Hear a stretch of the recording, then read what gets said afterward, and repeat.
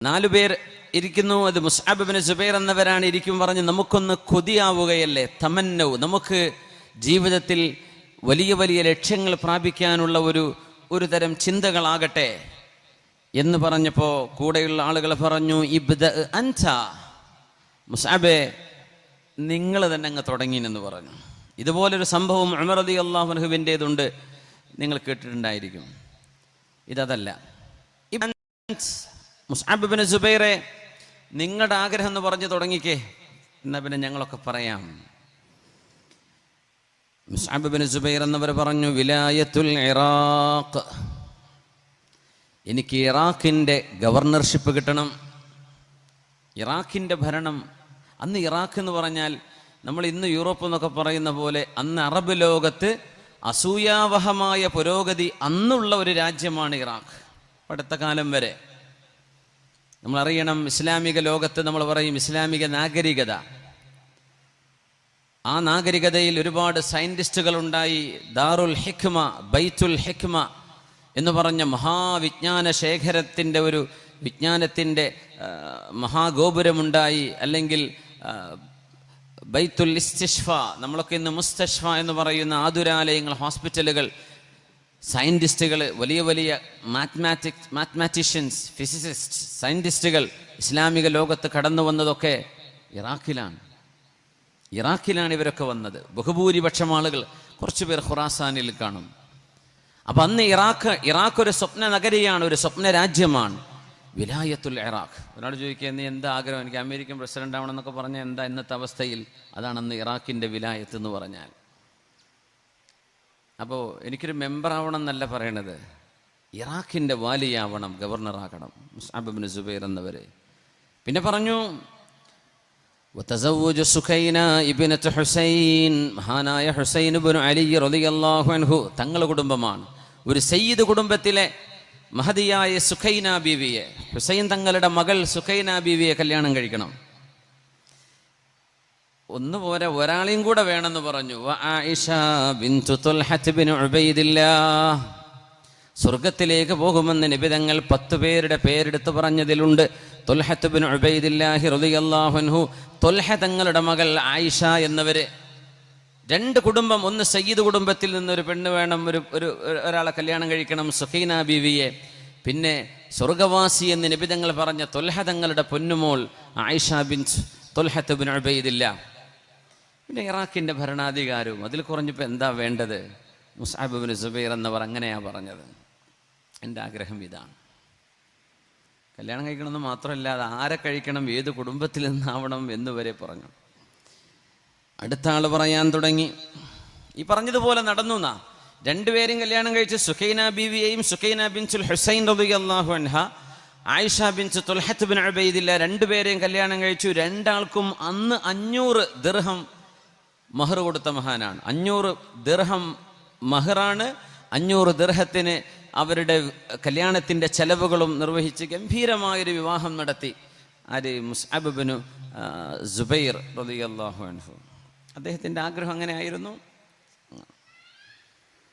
ഉർവത്ത് ഇബ്നു സുബൈർ റളിയല്ലാഹു അൻഹു തമന്ന, അദ്ദേഹം ഒരു ആഗ്രഹം പറഞ്ഞു, കഅബാലയത്തിൻ്റെ തിരുമുമ്പിൽ നിന്നുകൊണ്ട്, അൽ ഫിഖ്ഹ്, എനിക്ക് ദീൻ പഠിക്കണം, എനിക്ക് ഇസ്ലാമിൻ്റെ നിയമങ്ങൾ പഠിക്കണം, ഈ ശരീഅത്ത് ശരിക്കും മനസ്സിലാക്കണം, അള്ളാഹുവിൻ്റെ ദീനിൻ്റെ ഫിഖ്ഹ്, ദീനിനെ കുറിച്ചുള്ള അറിവ് എനിക്കുണ്ടാവണം. വഅൻ യുഹ്മല അൻഹുൽ ഹദീസ്, ഹദീസുകൾ ജനങ്ങൾക്ക് പറഞ്ഞു കൊടുക്കുന്ന വിധം ഒരു ഹദീസ് പണ്ഡിതനായി മാറണം. ആ സ്ഥാനവും ലഭിച്ചു ഈ ആഗ്രഹിച്ച പോലെ. മഹാനായ ഉർവത്ത് ഇബ്നു സുബൈർ റളിയല്ലാഹു അൻഹുവിന് അവരുടെ കാലാണ് പണ്ട് മുറിക്കപ്പെട്ടത്. എപ്പോഴാണ് അൽഹംദുലില്ലാഹ് എന്ന് ചൊല്ലിയത്? ചരിത്രം നിങ്ങൾ കേട്ടിട്ടുണ്ടായിരിക്കും. ഉർവത്ത് ഇബ്നു സുബൈർ റളിയല്ലാഹു അൻഹുമാ. ഫഖീഹാവണം, പണ്ഡിതനാവണം. കഅബാലയത്തിൻ്റെ മുമ്പിൽ വെച്ച് ചോദിച്ച ചോദ്യമാണ്.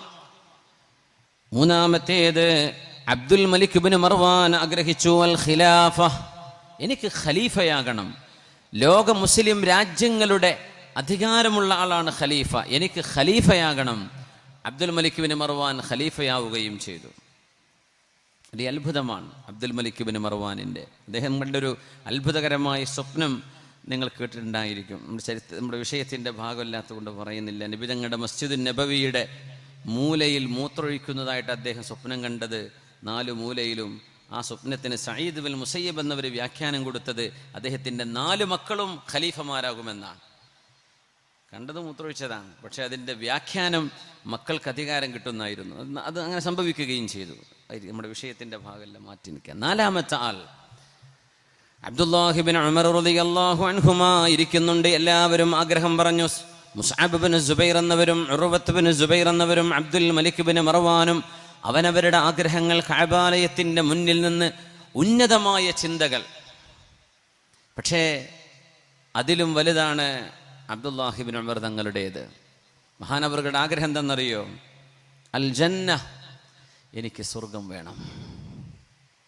ഈ അധികാരവും കല്യാണം കഴിച്ചതും ഖിലാഫത്തും ഒക്കെ മരണത്തോടെ തീരും. എനിക്ക് സ്വർഗം വേണം. എൻ്റെ ആഗ്രഹം അതാണ്. ഞാൻ അതിനാണ് അള്ളാഹുവിനോട് കൊതിക്കുന്നത്. എനിക്ക് സ്വർഗം വേണം. അല്ലാഹുമ്മ ഇന്നി അസ്അലുകൽ ജന്നത വ നഈമഹ, പടച്ചവനെ എനിക്ക് നീ സ്വർഗം തരണം, നിന്റെ സ്വർഗത്തിൻ്റെ അനുഗ്രഹങ്ങളും നൽകണേ, അതാണ് എൻ്റെ ആഗ്രഹം എന്ന് ഈ 4 പേരിൽ ഉദാത്തമായ ഒരു ചിന്ത പങ്കുവെച്ചു. സ്വഹാബിയായ ഈ 4 പേരിൽ ഒരു സ്വഹാബിയേ ഉള്ളൂ, അത് അബ്ദുല്ലാഹി ബിൻ ഉമർ തങ്ങളാണ്. എനിക്ക് സ്വർഗം വേണം. മുസ്ലിം നോക്കുന്നത് അങ്ങനെയാണ്, അങ്ങോട്ട് ആകാശ ലോകങ്ങളിലേക്ക്. उक़ाबी रूह जब पैदा होती है जवानों में, उक़ाबी रूह जब पैदा होती है जवानों में, नजर आती है उसको अपनी मंजिल आसमानों में. उक़ाबी रूह, ഇഖ്ബാലിൻ്റെ കവിതകളിൽ കാണുന്ന ഒരു സാങ്കല്പിക പക്ഷിയാണ് ഉഖാബി. ഉഖാബ്, ആകാശലോകങ്ങളിൽ മാത്രം പറക്കുന്ന, ഭൂമിയിലേക്ക് ഇറങ്ങി വരാത്ത, ആകാശലോകങ്ങളിൽ പറന്ന് ജീവിതം മുഴുവൻ ഉന്നതങ്ങളിൽ കഴിച്ചുകൂട്ടുന്ന ഉഖാബ് പക്ഷിയുടെ ആ ഒരു ആത്മാവ് ഈ ഉമ്മത്തിലെ ചെറുപ്പക്കാരുടെ മനസ്സിലേക്ക് വന്നാൽ, നസർ ആതി ഹൈ ഉസ്കോ അപ്നി മൻസിൽ ആസ്മാനോ മേ, പിന്നെ നമ്മുടെ ലക്ഷ്യം ആകാശലോകങ്ങളിലാണ് നമ്മൾ കാണുന്നത്. ജീവിതത്തിന് വലിയ ലക്ഷ്യം വേണം എന്ന് സാരം. എന്താ ലക്ഷ്യം? കല്യാണം കഴിക്കണം, പിന്നെ വീടുണ്ടാക്കണം, പിന്നെ ഒരു വണ്ടി വേണം, പിന്നെ കഴിഞ്ഞു. അങ്ങനെ കച്ചവടക്കാരനൊക്കെ ആയിട്ട് നാട്ടിലെ പള്ളി കമ്മിറ്റിയിലൊക്കെ കയറി. വലിയ ലക്ഷ്യം വേണം. അത്രയൊന്നും പോരാ. ഒരു നാട് നമ്മളെ കൊണ്ട് നന്നാവണം, ഒരു രാജ്യത്തിന് നമ്മളെ കൊണ്ട് അഭിമാനം തോന്നണം, നമ്മുടെ കൂടെയുള്ള ആയിരക്കണക്കിന് ആളുകൾക്ക് നമ്മുടെ ഒരു കൈ സഹായം കിട്ടണം. ഉന്നതമായ ലക്ഷ്യങ്ങളാവട്ടെ നമ്മുടേത്. ചെറുപ്പക്കാർ വെറുതെ ആരെങ്കിലും പെൺകുട്ടിയെ ഓടിച്ചു കൊണ്ടുവരിക, അവൻ്റെ ലക്ഷ്യം തീർന്നു, പിന്നെ ആവേശം കഴിഞ്ഞു, എല്ലാം കഴിഞ്ഞു. ഇതൊക്കെ വളരെ വളരെ എന്താ പറയുക, ലോ ആംബിഷൻസ് എന്ന് പറയാം. അങ്ങനെയൊന്നും ആവരുത്. ഉന്നതങ്ങളിൽ സുബ്ഹാനല്ലാഹ്. മഹാനായ അബൂ ഉമയ്യത്തുൽ ഗിഫാരി തങ്ങൾ പറയുന്നുണ്ട്, ഞങ്ങളൊരു യുദ്ധം നടന്നുകൊണ്ടിരിക്കുമ്പോൾ എൻ്റെ കുതിര മറ്റൊരാളിൻ്റെ കുതിരയുടെ വാലിൻ്റെ അരികത്തിൻ്റെ കുതിരയുടെ തലയെത്തി ഞങ്ങൾ ഒരുമിച്ചോടുകയാണ്. ഒരു യുദ്ധക്കളമാണ് രംഗം. അബൂ ഉമയ്യത്തുൽ ഗിഫാരിയുടെ ഈ അനുഭവം അദ്ദേഹം പറയുന്നു, എനിക്ക് വളരെ കൗതുകം തോന്നിയൊരു സംഭവം. ഞങ്ങളിങ്ങനെ ഒരുമിച്ച്, എൻ്റെ കുതിരയും എൻ്റെ മുമ്പിലുള്ള ആളിൻ്റെ കുതിരയും ഒരുമിച്ച് ഇങ്ങനെ ഓടിക്കൊണ്ടിരിക്കുമ്പോൾ എൻ്റെ മുമ്പിലുള്ള ആള്, കുതിരപ്പുറത്തിരിക്കുന്നവൻ പറയുന്നത് ഞാൻ കേൾക്കുന്നുണ്ട്, ഐ നഫ്സ്, എൻ്റെ ശരീരമേ, അലം ഉഷ്ഹിദ് മഷ്ഹദ കദാ വ കദാ, എൻ്റെ ശരീരമേ, നിനക്ക് അല്ലാഹുവിലേക്ക് യാത്രയാവാൻ എത്രയോ അവസരങ്ങൾ ഞാൻ തന്നിരുന്നുവല്ലോ. ഫഖുൽതി, നീ എന്നോട് പറഞ്ഞു, അഹ്ലുക, നിന്റെ ഭാര്യ വീട്ടിലുണ്ട്, വഅയാലുക, നിന്റെ മക്കളുണ്ട്, ഉമ്മയുണ്ട്, ഉപ്പയുണ്ട്, നീ മരിച്ചാൽ പിന്നെ അവരാരാണ് നോക്കുന്നത്? ഫഅതഅതുകി വറജഅതു, അത് ഓർമ്മ വന്നപ്പോൾ ഞാൻ എൻ്റെ ശരീരം അല്ലാഹുവിന് വേണ്ടി സമർപ്പിക്കേണ്ട ഒരു രംഗം വന്നപ്പോഴേ അതുപോലും ഞാൻ ചെയ്യാതെ പിന്മാറിയിട്ടുണ്ട്. അലം മുഷ്ഹിദ് മഷ്ഹദ കദാ വ കദാ, 2ാം തവണയും സ്വന്തത്തോട് ഇയാളിങ്ങനെ വിളിച്ചു പറയുന്നു. ആ ധൃതി പിടിച്ചു പോകുന്ന ഓടുന്ന ഓട്ടത്തിൽ, ശരീരമേ, എത്ര തവണയാണ് നിനക്ക് ഷഹാദത്തിന്റെ മനോഹരമായ ചിറകേറി സ്വർഗലോകത്തേക്ക് പറക്കാനുള്ള അവസരമുണ്ടായത്? അപ്പോഴൊക്കെ നീ പറഞ്ഞു, കുടുംബം, കച്ചവടം, ബിസിനസ് എന്ന് പറഞ്ഞു. അല്ലാഹുവിന് വേണ്ടി ജീവാർപ്പണം ചെയ്യേണ്ട വളരെ അത്യന്താപേക്ഷിതമായ രംഗങ്ങൾ ഉണ്ടായപ്പോൾ നീ പിന്മാറി. എന്നാൽ വല്ലാഹി ലഉരിദന്നക അൽയൗമ അലല്ലാഹ്, ശരീരമേ നിന്നെ ഞാൻ അള്ളാഹുവിനേക്ക് ഇന്ന് ഏൽപ്പിക്കാൻ പോകുന്നു. അഖദകി ഔ തറകകി, ഒരുപക്ഷെ അള്ളാഹു നിന്നെ പിടിച്ചേക്കും, അല്ലെങ്കിൽ അള്ളാഹു നിന്നെ വിട്ടേച്ചു കളഞ്ഞേക്കുമെന്ന് സ്വന്തം ശരീരത്തോട് പറയുന്നത് ഞാൻ കേട്ടു.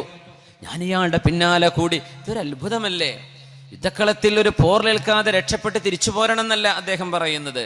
ശരീരമേ നീ ഒരുപാട് എന്നെ പേടിപ്പിച്ചല്ലേ, ഇന്ന് വല്ലാഹി അല്ലാഹുവിനെ തന്നെയാണ് സത്യം, ലൗ അരിളന്നകി അലല്ലാഹിൽ യൗം, ഇന്ന് ഞാൻ നിന്നെ അല്ലാഹുവിന് വേണ്ടി സമർപ്പിക്കുകയാണ്.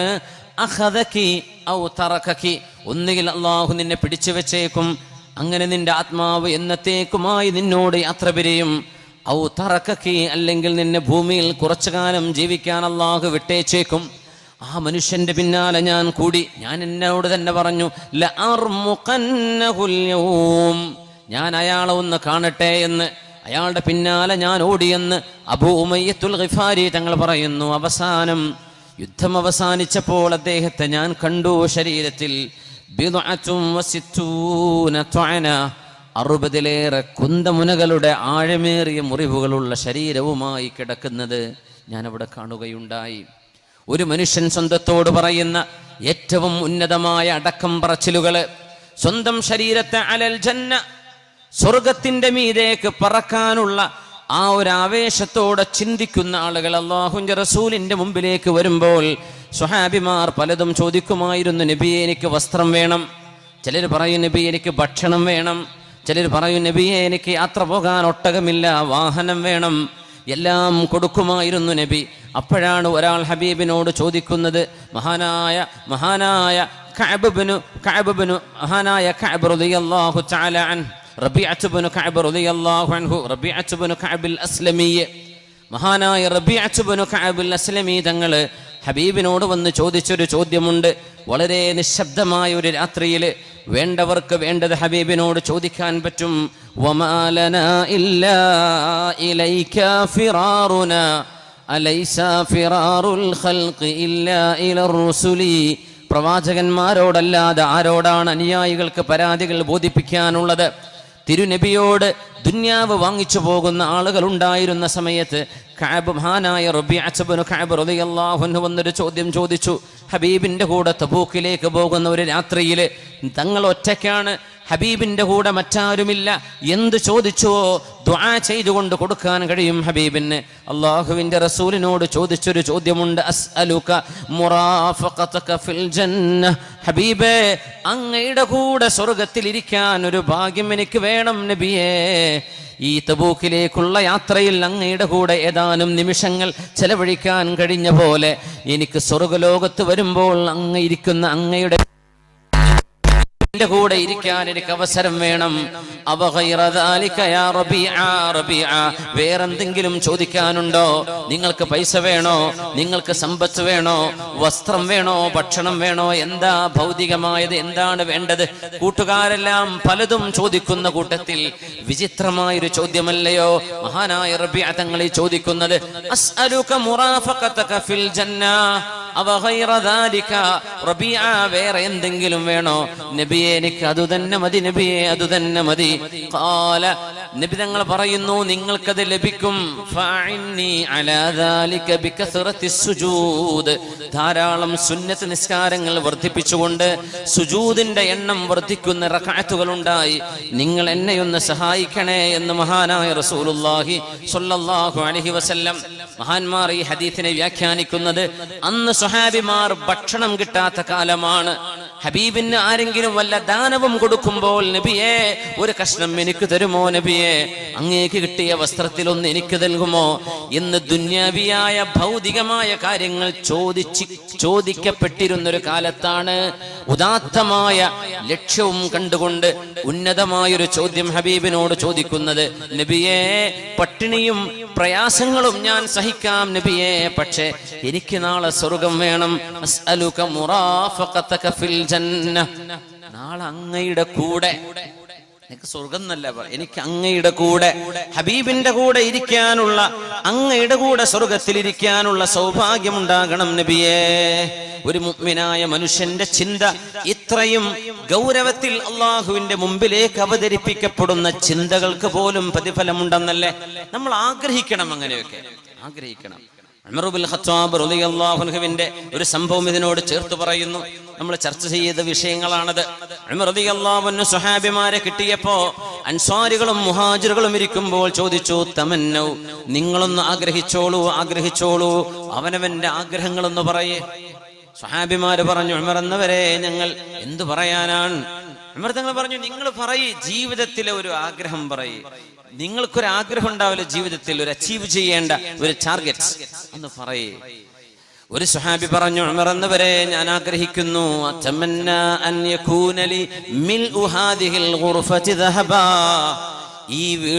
ഈ വീടിന്റെ റൂം നിറയെ എനിക്ക് സ്വർണം കിട്ടിയിരുന്നുവെങ്കിൽ ആ സ്വർണം മുഴുവനും അള്ളാഹുവിന്റെ വഴിയിൽ പാവപ്പെട്ടവർക്ക് വിതരണം ചെയ്യാൻ ആഗ്രഹമുണ്ട്. നല്ല ആഗ്രഹം അല്ലേ? നല്ലൊരു ആഗ്രഹം. അത് പറഞ്ഞപ്പോൾ മറ്റൊരു സ്വഹാബി പറയാൻ തുടങ്ങി, ഒരു വീട് നിറയെ പവിഴവും മുത്തുകളും കിട്ടിയെങ്കിൽ എന്ന് ഞാൻ ആഗ്രഹിക്കുന്നു.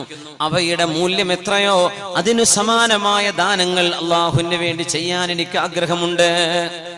വേറെ ഒരാൾ പറഞ്ഞു, അടിമകളുള്ള കാലമാണെന്ന്, ഒരുപാട് അടിമകൾ എനിക്ക് ലഭിക്കുമെങ്കിൽ അവരെ ഓരോരുത്തരെയായി അള്ളാഹുവിന് വേണ്ടി ഫ്രീഡം നൽകിയിട്ട് സ്വാതന്ത്ര്യം കൊടുത്ത് പറഞ്ഞയക്കണമെന്ന് ആഗ്രഹമുണ്ട്.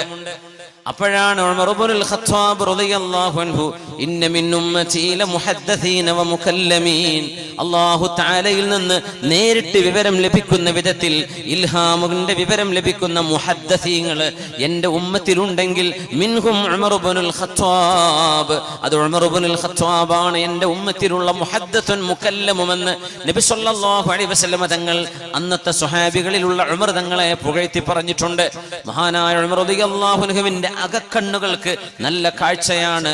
മഹാൻ പറഞ്ഞു, നിങ്ങളെ കണ്ട പോലെ സ്വർണവും വെള്ളിയും അടിമകളൊന്നുമല്ല ഈ ഉമർ ആഗ്രഹിക്കുന്നത്. അതമന്ന, ഞാൻ ആഗ്രഹിച്ചു പോവുകയാണ്, അൻയകൂനലി മിൽഉ ഹാദിഹിൽ ഗുർഫ, ഈ വീടിന്റെ ഈ റൂം നിറയെ കഅംസാലി അബി ഉബൈദ ومعاذ بن جبل ومصعب بن عمير وسالم مولى أبي حذيفة, അബൂ ഹുദൈഫ റളിയല്ലാഹു അൻഹുവിന്റെ മൗലയായ ഖാദിമായിരുന്ന സാലിം എന്നവരെ പോലെ, മുആദ് ഇബ്നു ജബൽ എന്ന ആലിമീങ്ങളുടെ നേതാവായ സ്വഹാബി എന്ന് നബി തങ്ങൾ പറഞ്ഞ സയ്യിദുൽ ഉലമാഇ വസാബിഖുഹും ഇലൽ ജന്ന, 34ാമത്തെ വയസ്സിൽ വഫാത്തായ മുആദ് ഇബ്നു ജബലിനെ പോലെയുള്ള മഹാനായ അബൂ ഉബൈദത്ത് ഇബ്നുൽ ജറാഹ് തങ്ങളെ പോലെയുള്ള ചുറുചുറുക്കുള്ള ചെറുപ്പക്കാരെ ഈ റൂം നിറയെ എനിക്ക് ലഭിക്കുകയാണെങ്കിൽ ഫഅസ്തഅമിലഹും ഫീ ത്വാഅത്തില്ലാഹ്, അല്ലാഹുവിന്റെ വഴിയിൽ ഉപയോഗിക്കാൻ കഴിയുന്ന വിധത്തിലുള്ള നല്ല പ്രവർത്തകന്മാരെയാണ് ഞാൻ ആഗ്രഹിക്കുന്നത് എന്ന് ദീർഘവീക്ഷണം ചെയ്ത മഹാനാണ് ഉമർ ഇബ്നുൽ ഖത്താബ് റളിയല്ലാഹു അൻഹു. പൈസക്കപ്പുറം പൈസയുണ്ടായിട്ട് പ്രവർത്തിക്കാൻ ആളില്ലെങ്കിൽ എന്ത് നടക്കും? നമുക്ക് സംഭാവന ചെയ്യാൻ നമ്മുടെ ഖാഫിലയുടെ പ്രവർത്തകന്മാർ, നമ്മുടെ വിഖായുടെ വളണ്ടിയർമാർ, നമ്മുടെ നാടുകളിൽ ഓണം കേറാ മൂലകളിലേക്ക് പോലും ചെന്നിട്ട് നമ്മുടെ പ്രളയക്കെടുതികൾ ഉണ്ടായ നേരത്ത് സഹായം എത്തിച്ചു കൊടുക്കാനുള്ള പ്രവർത്തകർ നമ്മുടെ രാജ്യത്തിന്റെ, നമ്മുടെ സംസ്ഥാനത്തിന്റെ തെക്ക് മുതൽ വടക്കേ ജില്ലകൾ മുഴുവൻ, തെക്കൻ ജില്ലകളിലേക്ക് പോലും ഇവിടെ നിന്ന് ആളുകൾ ചെന്നിട്ട് നമ്മുടെ SKSSF പ്രവർത്തകന്മാരായ വിഖായുടെ വളണ്ടിയർമാർ വെള്ളവും വെള്ളക്കെട്ടുകൾ നീന്തിക്കടന്ന് ദുരന്തം അനുഭവിക്കുന്ന മനുഷ്യർക്ക് വേണ്ടി ജാതിയും മതവും നോക്കാതെ സഹായം എത്തിച്ചു കൊടുക്കാൻ സന്നദ്ധത കാണിച്ചത് എഞ്ചിനീയറിംഗിനും മെഡിസിനും പഠിക്കുന്ന വിദ്യാർത്ഥികൾ അടക്കമുണ്ട് നമ്മുടെ വിഖായ വളണ്ടിയർമാരിൽ എന്ന് ആലോചിക്കണം. ആ പ്രവർത്തകന്മാരെയാണ് മഹാനായ ഫാറൂഖ് റളിയല്ലാഹു അൻഹു കൊതിച്ചു പോകുന്നത്. അല്ലാഹുവിന്റെ ദീനിന് പണിയെടുക്കാൻ കഴിയുന്ന അസ്തഅമിലുഹും ഫീ ത്വാഅത്തില്ലാഹ്. എന്റെ ആഗ്രഹം ഒരുപാട് പണം കിട്ടണം എന്നല്ല. എന്റെ ആഗ്രഹം അബൂ ഉബൈദയെ പോലെയുള്ള ആളുകൾ, മുആദ് ഇബ്നു ജബലിനെ പോലെയുള്ള ആളുകൾ, മഹാനായ സാലിം മൗല അബി ഹുദൈഫ, അബൂ ഹുദൈഫ തങ്ങളുടെ മൗലയായ സാലിം തങ്ങളെ പോലെയുള്ള ആളുകൾ, ഉബൈ ഇബ്നു കഅബ് സയ്യിദുൽ ഖുറാ ഉബൈ ഇബ്നു കഅബ് തങ്ങളെ പോലെയുള്ള ആളുകൾ, ഈ ഉമ്മത്തിന് വേണ്ടി അധ്വാനിക്കാൻ കഴിയുന്ന പ്രവർത്തകരെ കിട്ടിയിരുന്നെങ്കിൽ എന്ന് ഞാൻ ആഗ്രഹിച്ചു പോകുന്നു. അതാണ് എന്റെ ആഗ്രഹമെന്ന് മഹാനായ ഉമർ ഇബ്നുൽ ഖത്താബ് റളിയല്ലാഹു അൻഹു ഉന്നതമായ ചിന്തകൾ, ഉയർന്ന ചിന്തകൾ, ഉദാത്തമായ മാതൃകകൾ നമ്മുടെ വിഷയം ആ വഴിക്കാണ് നീങ്ങുന്നത്. റസൂലുള്ളാഹി തങ്ങൾ പറയുന്നു, നല്ല ചിന്തകൾക്ക് പോലും പ്രതിഫലമുണ്ട്, നല്ല ഒരു വിചാരത്തിന് പ്രതിഫലമുണ്ട്, നല്ല ഒരു ആഗ്രഹത്തിന് അല്ലാഹു കൂലി നൽകും. അത് നടന്നില്ലെങ്കിൽ പോലും മൻ ഹമ്മ ബിഹസനത്തിൻ ഫലം യഅമൽഹാ, ഇമാം ബുഖാരി തങ്ങൾ ഉദ്ധരിക്കുന്ന ഹദീസല്ലയോ അത്. ആരെങ്കിലും ഒരാൾ ഒരു നന്മ ചെയ്യാൻ ആഗ്രഹിക്കുകയും ഫലം യഅമൽഹ, അത് ചെയ്യാൻ കഴിയാതെ പോവുകയും ചെയ്താൽ കതബഹല്ലാഹു ഇൻദഹു ഹസനതൻ കാമില, ഒരു പരിപൂർണമായ നന്മയായി അല്ലാഹു അത് സ്വീകരിക്കുമെന്ന് മഹാനായ റസൂലുള്ളാഹി സ്വല്ലല്ലാഹു അലൈഹി വസല്ലം. ഒരാൾ ആഗ്രഹിക്കുകയാണ് തന്റെ കച്ചവടത്തിന്റെ വലിയൊരു ഭാഗം അള്ളാഹുവിന്റെ ദീനിന് വേണ്ടി ചെലവഴിക്കുമെന്ന് ആഗ്രഹിച്ചു. പക്ഷേ കച്ചവടത്തിൽ നഷ്ടം സംഭവിച്ചു, ചെയ്യാൻ കഴിഞ്ഞില്ല. ചെയ്യാൻ കഴിഞ്ഞില്ലെങ്കിലും ആ നീയത്ത് ചെയ്തതിന് അള്ളാഹു ആ കർമ്മം ചെയ്തതുപോലെയുള്ള കൂലി കൊടുക്കുന്നുവെന്ന് അഷ്റഫുൽ ഖൽഖ് റസൂലുള്ളാഹി സ്വല്ലല്ലാഹു അലൈഹി വസല്ലം. ചിന്തകൾക്ക് കൂലിയുണ്ട്. കഴിഞ്ഞില്ല. മൻ സഅലല്ലാഹ അശ്ശഹാദത ബിസുദ്ഖിൻ ബല്ലഗഹു അല്ലാഹു മനാസില അശ്ശുഹദാ വഇമ്മാ തഅലാ ഫിറാശിഹി. മൻ സഅലല്ലാഹ അശ്ശഹാദത ബിസുദ്ഖിൻ, അല്ലാഹുവിന് വേണ്ടി ജീവാർപ്പണം ചെയ്യേണ്ട ഒരു രംഗമുണ്ടായാൽ, അങ്ങനെ ഒരു സാഹചര്യം ഉണ്ടാവുകയും ഒരു ഇസ്ലാമിക ഭരണാധികാരി അതിന് ഉത്തരവിടുകയും ചെയ്യുമ്പോൾ എന്നല്ലാതെ ചാവേർ ആക്രമണങ്ങൾ നമുക്ക് നടത്താൻ പാടുള്ളതല്ല. ജനങ്ങൾ നിയമങ്ങൾ കയ്യിലെടുക്കാൻ പാടുള്ളതുമല്ല. ഒരു ഇസ്ലാമിക ഖിലാഫത്തുള്ള സാഹചര്യത്തിൽ മുസ്ലിമീങ്ങളുടെ അമീർ ഒരു ജിഹാദിന് ഉത്തരവിടുകയാണെങ്കിൽ അവിടെ ധർമ്മസമരത്തിന് പോകൽ പുരുഷന്മാരായ പുരുഷന്മാർക്ക് മുഴുവൻ നിർബന്ധമായി വരും. മൻ സഅലല്ലാഹ അശ്ശഹാദത ബിസുദ്ഖിൻ, അല്ലാഹുവേ അങ്ങനെ ഒരു സാഹചര്യം ഉണ്ടാവുകയാണെങ്കിൽ ഞാൻ നിനക്ക് വേണ്ടി രക്തസാക്ഷിയാവാൻ കൊതിക്കുന്നു എന്ന് അല്ലാഹുവിനോട് ആരെങ്കിലും സത്യസന്ധമായി ചോദിച്ചാൽ, അല്ലാഹുവേ ഒരു ഷഹാദത്തിന്റെ പ്രതിഫലം എനിക്ക് നൽകണേ എന്ന് ചോദിച്ചാൽ, ബല്ലഗഹുല്ലാഹു മനാസില അശ്ശുഹദാ, അല്ലാഹുവിന് വേണ്ടി ജീവാർപ്പണം ചെയ്ത ശുഹദാഇന്റെ സ്ഥാനങ്ങൾ ആ ചോദിച്ചവർക്ക് അല്ലാഹു നൽകും. വഇൻമാ തഅലാ ഫിറാശിഹി, അവർ മരിച്ചത് സ്വന്തം വിരിപ്പിൽ കിടന്ന് മരിച്ചതാണെങ്കിലും അല്ലാഹുവേ ഒരവസരമുണ്ടെങ്കിൽ ഞാൻ പിന്മാറില്ല നബിയേ എന്ന് അല്ലാഹുവിന്റെ റസൂലിനോട് പറഞ്ഞ സ്വഹാബികളുണ്ട്. റസൂലുള്ളാഹി തങ്ങൾ മദീനയിലേക്ക് ഖുറൈശികളുടെ ആക്രമണങ്ങൾ വരുമ്പോൾ, ഉഹദ് യുദ്ധം നടക്കാൻ പോകുമ്പോൾ, ഉഹദ് യുദ്ധത്തിന്റെ പശ്ചാത്തലത്തിൽ നബി തങ്ങൾ സ്വഹാബിമാരുമായി ഒരു ഡിസ്കഷൻ നടത്തിയിട്ടുണ്ട്. നമ്മൾ ഖുറൈശികളെ നേരിടേണ്ടത് മദീനയുടെ ഉള്ളിൽ വെച്ചാണോ മദീനക്ക് പുറത്തു പോകണോ? സ്വഹാബിമാർ പറഞ്ഞു, നബിയെ നമുക്ക് ഉഹദിലേക്ക് പോകാം. നബി തങ്ങളുടെ ആഗ്രഹം മദീനയിൽ നിൽക്കാനായിരുന്നു. നമ്മൾ ആ വഴിയിലേക്ക് ചർച്ച വരും ഇൻഷാ അല്ലാഹ്. വഴി ആ ഭാഗം നമുക്ക് ചർച്ച വരാനുണ്ട്. അല്ലാഹുവിന്റെ റസൂലിൻ തങ്ങൾ സ്വഹാബികളുമായി ചർച്ച നടക്കുമ്പോ, വല്ലാഹില്ലദീ ലാ ഇലാഹ ഇല്ലാഹു ലഅദ്ഖുലന്നൽ ജന്നഹ്, അല്ലാഹുവിനെ തന്നെയാണ് സത്യം നബിയേ, ഞാൻ ആ സ്വർഗത്തിലേക്ക് കടക്കുക തന്നെ ചെയ്യുമെന്ന് ഒരു സ്വഹാബി പറഞ്ഞപ്പോ നബി തങ്ങൾ ചോദിച്ചു, ബിമദാലിക, എങ്ങനെ നിങ്ങൾക്ക് ആ ഉറപ്പ് പറയാൻ കഴിയും? ഖാല ബിഖസുലതൈൻ, രണ്ട് ഗുണമുണ്ട് നബിയെ എനിക്ക്. ഒന്ന് ഉഹിബ്ബുല്ലാഹ വറസൂലഹു, എനിക്ക് അല്ലാഹുവിനെയും അവന്റെ റസൂലിനെയും ഇഷ്ടമാണ് നബിയെ. വലാ, ഞാൻ ഒരിക്കലും തന്നെ വലാ അതവല്ലാ യൗമസ്സഹഫി വലാ അഫിറു യൗമസ്സഹഫി, ഒരു യുദ്ധം നടക്കുമ്പോൾ, ഒരു യുദ്ധം ആസന്നമാകുമ്പോൾ ഞാൻ ഒരിക്കലും ഭീരുവായി പിന്തിരിഞ്ഞോടുകയില്ല നബിയെ, ഞാൻ ധൈര്യത്തോടുകൂടെ മുന്നേറും നബിയെ. ആ രണ്ട് ഗുണം, ഒന്ന് അല്ലാഹുവിനോടും റസൂലിനോടുമുള്ള സ്നേഹം, രണ്ടാമത്തേത് വലാ അഫിറു യൗമസ്സഹഫി, ഞാൻ ഒരിക്കലും തന്നെ പിന്തിരിഞ്ഞോടില്ല. ആ രണ്ട് ഗുണത്തിന്റെ പേരിൽ ഈ നടക്കാൻ പോകുന്ന ഉഹദിലൂടെ എനിക്ക് സ്വർഗം കിട്ടും നബിയെ എന്ന് അല്ലാഹുവിന്റെ റസൂലിനോട് പറഞ്ഞപ്പോഴാണ് ഹബീബായ നബി തങ്ങൾ പറഞ്ഞത്, ഇൻ തസ്ദുഖില്ലാഹ യസ്ദുഖുക, നിങ്ങൾ അല്ലാഹുവിനോട് സത്യസന്ധമായിട്ടാണ് ഈ പറയുന്നതെങ്കിൽ നിങ്ങൾക്കത് അല്ലാഹു സാധ്യമാക്കി തരും. അങ്ങനെ ഉഹദിന്റെ രണാങ്കണത്തിലെ ആദ്യത്തെ ഷഹീദ് ഈ മനുഷ്യനായിരുന്നു, സ്വഹാബിയായിരുന്നു. മൻ സഅലല്ലാഹ ഷഹാദ. അതുകൊണ്ടാണ് നബി തങ്ങൾ പറയുന്നത്, അള്ളാഹുവിനോട് സത്യസന്ധമായി നമ്മൾ ചോദിച്ചാൽ ആ ചോദ്യം നടക്കാതെ പോവുകയും നമ്മൾ വിരിപ്പിൽ കിടന്ന് മരിക്കുകയുമാണെങ്കിൽ പോലും ബല്ലഗഹുല്ലാഹു മനാസില ശുഹദാ, ശുഹദാഇന്റെ സ്ഥാനം അല്ലാഹു അവർക്ക് നൽകുമെന്ന് മഹാനായ റസൂലുള്ളാഹി സ്വല്ലല്ലാഹു അലൈഹി വസല്ലം. ഉഹദ്, മഹാനായ ഹബീബിന്റെ ജീവിതത്തിലെ അവസാന യുദ്ധം നടക്കുന്നു തബൂക്ക്. തബൂക്ക് മദീനയിൽ നിന്ന് 500ഓളം കിലോമീറ്റർ ദൂരയിൽ കിടക്കുന്ന പ്രദേശം. തബൂക്ക് യുദ്ധം നടക്കുമ്പോ ഒരുപാട് സ്വഹാബിമാർക്ക് അങ്ങോട്ട് യാത്ര ചെയ്യാനുള്ള വാഹനം കിട്ടാത്തതിന്റെ പേരിൽ അവർക്ക് തബൂക്കിലേക്ക് പോകാൻ കഴിയാതെ വന്നപ്പോ ഒരുപാട് ആളുകൾ വിഷമിച്ചിട്ടുണ്ട്. ഖുർആൻ ഇതിനെ സംബന്ധിച്ച് പറഞ്ഞിട്ടുണ്ട്. നബിയെ, കണ്ണുകളിൽ നിന്ന് കണ്ണുനീര് വരുന്നുണ്ട്. ലാ അജിദു മാ അഹ്മിലുക്കും അലൈഹി, സ്വഹാബികളെ, നിങ്ങൾക്ക് തബൂക്കിലേക്ക് വരാൻ വാഹനം എന്റെ കയ്യിലില്ലല്ലോ എന്നങ്ങ് പറയുമ്പോ നിരാശ പൂണ്ടിട്ട് കരയുന്നവരുണ്ട്. നബിയെ, അങ്ങയോടൊപ്പം വരാൻ ആഗ്രഹമുണ്ട്, പക്ഷേ സാഹചര്യം അനുവദിക്കുന്നില്ല. അത്തരം ആളുകളെ കുറിച്ച് നബി തങ്ങൾ പറഞ്ഞു, തബൂക്കിലേക്ക് പോകുമ്പോൾ, തബൂക്കിലെത്തിയപ്പോൾ, തബൂക്കിലേക്കുള്ള കഠിനമായ നുഫൂത്ത് മരുഭൂമിയിലൂടെയുള്ള യാത്രയാണത്. ആ സമയത്ത് റസൂലുള്ളാഹി തങ്ങൾ പറഞ്ഞു, ഇന്ന ബിൽ മദീനതി ലരിജാല,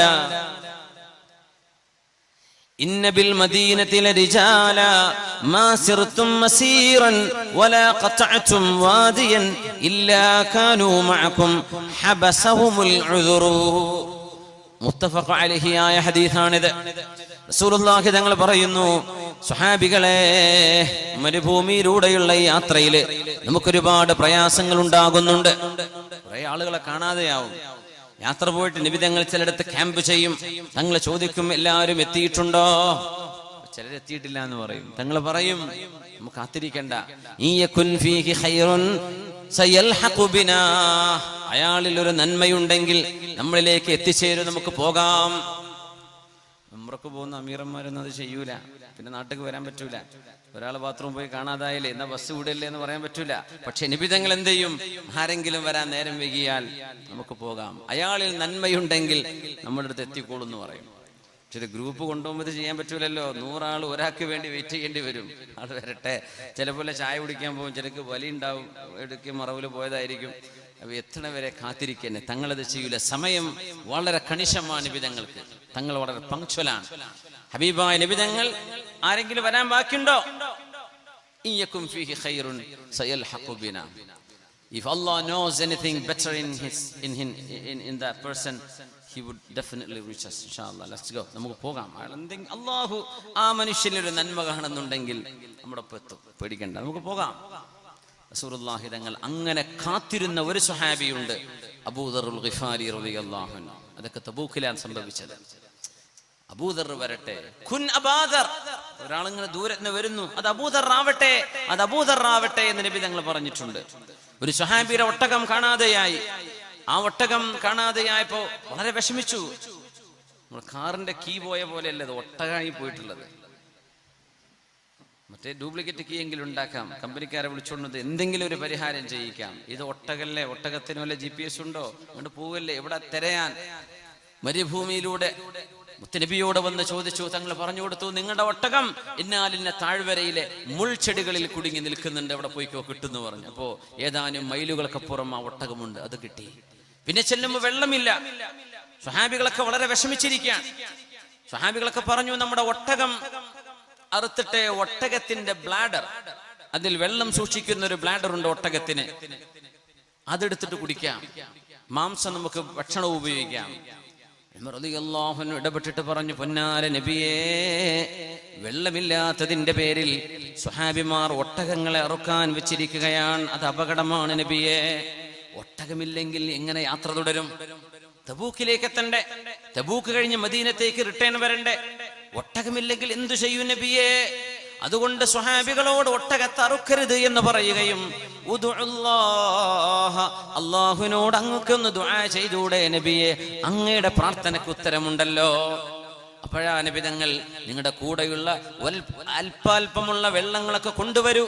അത് കൊണ്ടുവന്നിട്ട് മുത്തുനബി തങ്ങളുടെ കൈവിരൽ അതിലേക്ക് വെച്ചു കൊടുക്കുകയാണ് ചെയ്തത്. പാത്രത്തിലേക്ക് വെള്ളം അണപൊട്ടിയൊഴുകി. ഹബീബിന്റെ വിരലിലൂടെ അഷ്റഫുൽ മിയാഹ്, ഈ ലോകത്തെ ജലങ്ങളിൽ വെച്ച്, ജലത്തിൽ വെച്ച് ഏറ്റവും ശ്രേഷ്ഠമായത് മാഉൻ നബഅ മിൻ ഐദിൻ നബി, ഹബീബിന്റെ കൈകളിലൂടെ വന്ന വെള്ളമാണ്. അത് കഴിഞ്ഞിട്ടുള്ള ഹൗദുൽ കൗസറും സംസമൊക്കെ നമ്മൾ അറിയണം.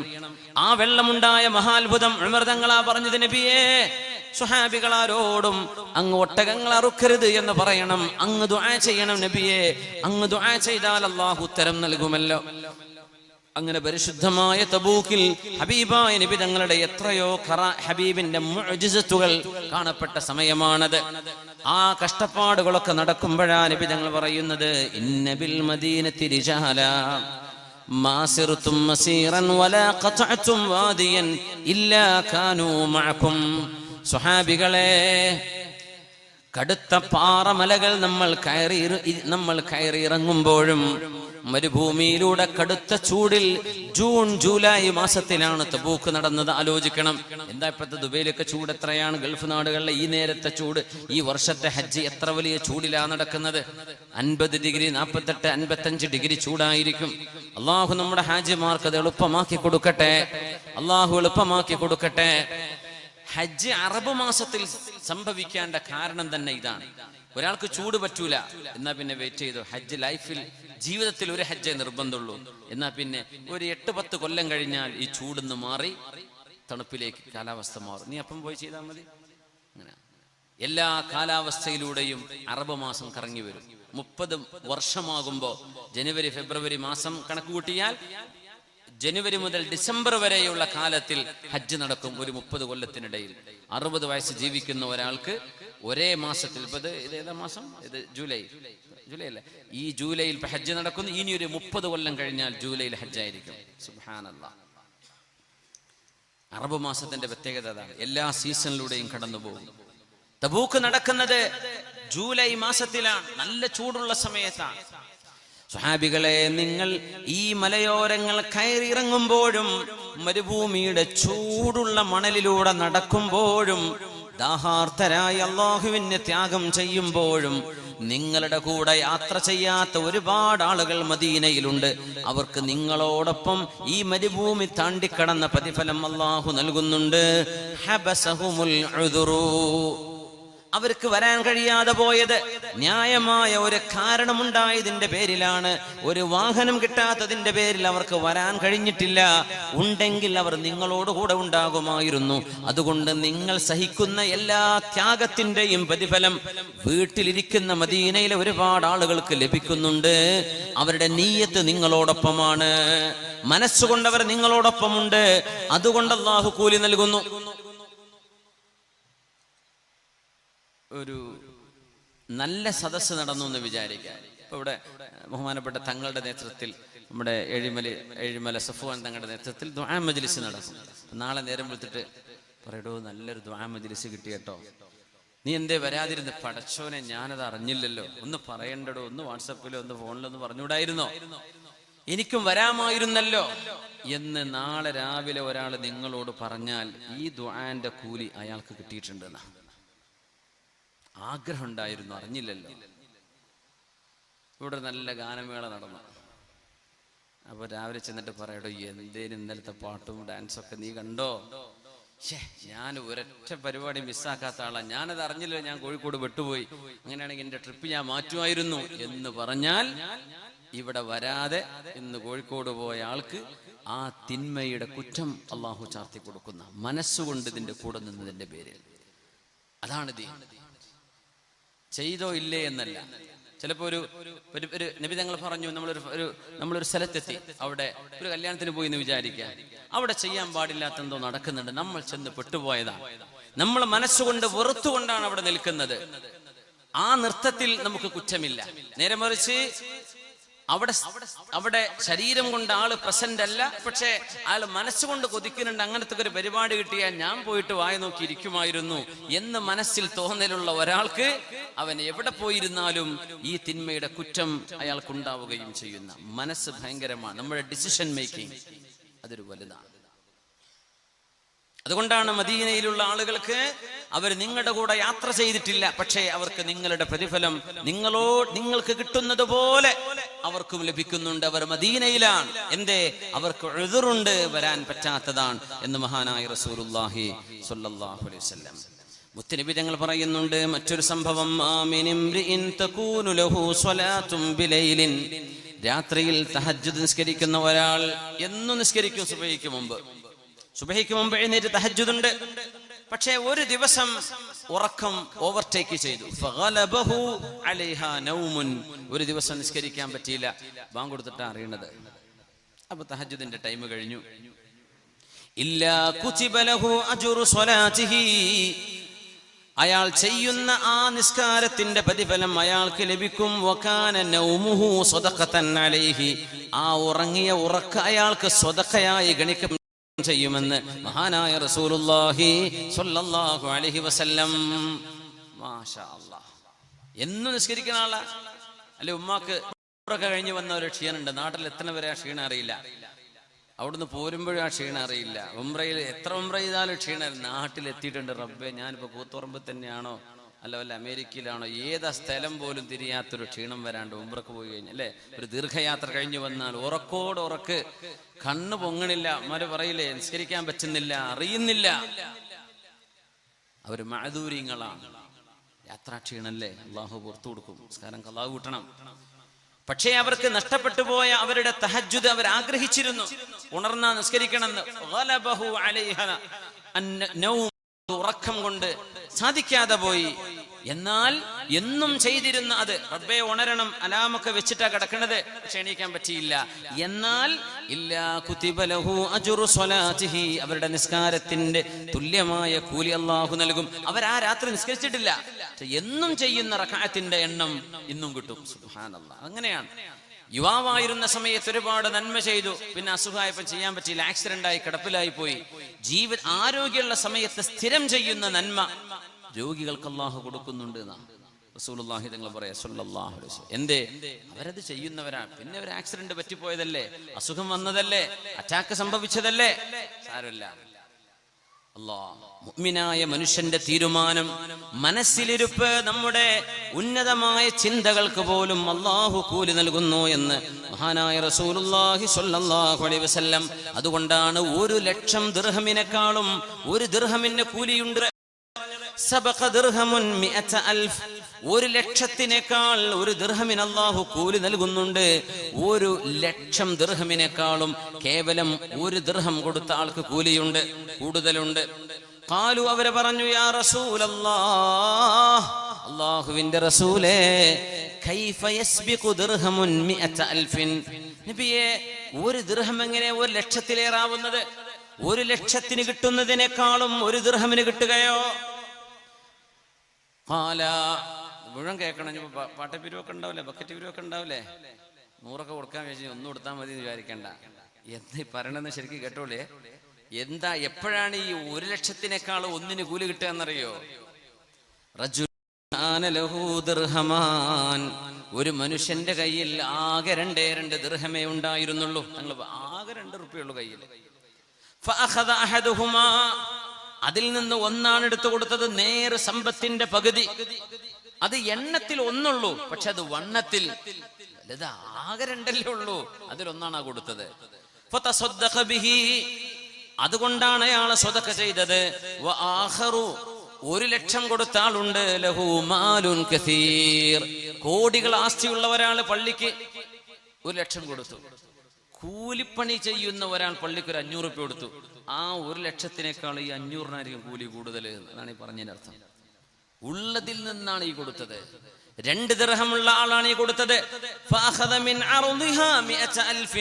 എന്നാൽ 1,00,000 കൊടുത്ത ആളുടെ വരുമാനത്തിന്റെ വലിയൊരളവിൽ നിന്നെടുത്തിട്ടാണ് 1,00,000 കൊടുത്തത്. അയാൾക്ക് അങ്ങനെ ഒരു 500 ലക്ഷം കൊടുക്കാൻ കഴിയുന്ന ആളായിരുന്നു. പക്ഷെ 1,00,000 കൊടുത്തത്. അത് എണ്ണമുണ്ട്, പക്ഷെ വണ്ണമില്ല. പക്ഷെ 1 ദിർഹം എണ്ണത്തിൽ ചെറുതാണ്, അതേ വണ്ണത്തിൽ അത് വലുതാണ്. അതുകൊണ്ടാണ് സബഖ ദിർഹമുൻ 100,000. 1 ദിർഹമിന് 1,00,000-നേക്കാളും കൂടുതൽ പ്രതിഫലമുണ്ടെന്ന് റസൂലുള്ളാഹി സ്വല്ലല്ലാഹു അലൈഹി വസല്ലം. അവിടെ ആ മനുഷ്യന്റെ നിയ്യത്ത് വളരെ വലുതാണ്. നമ്മൾ പറയാം, പഠിച്ചവർ ഇത് ഞാൻ കൊടുത്താൽ ഞാൻ ആകെ പാപ്പരായി പോവില്ലേ?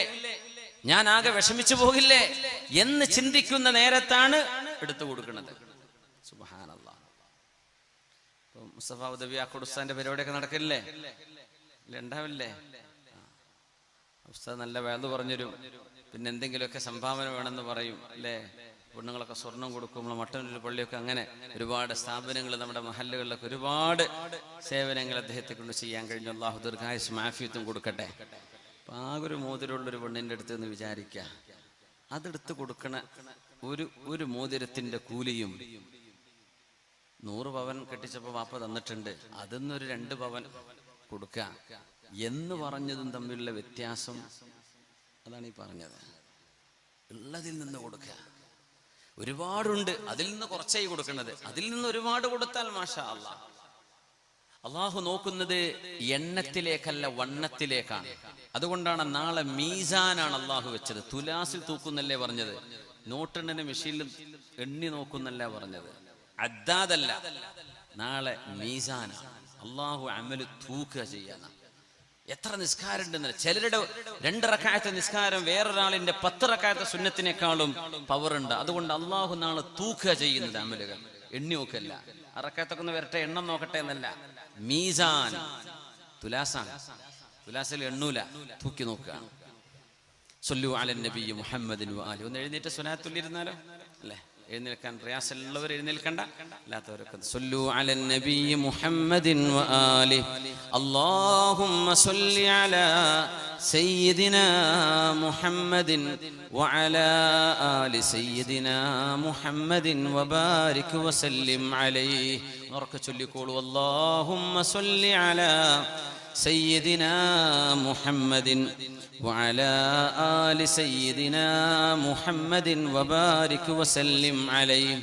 اللهم صل على سيدنا محمد وعلى آل سيدنا محمد وبارك وسلم عليه. جزاكم الله خير. നല്ലൊരു കവിത. നഹാറു മഗ്റൂർ സഹ്വൻ വഗഫ്ലത്തുൻ وليلك نوم والردى لك لازم. نهارك يا مغرور سهو وغفلة وليلك نوم والردى لك لازم. وتكداح فيما سوف تنكر غبه كذلك في الدنيا تعيش البهائم. تسر بما يفنى وتفرح بالمنى كما غر باللذات في النوم حالم.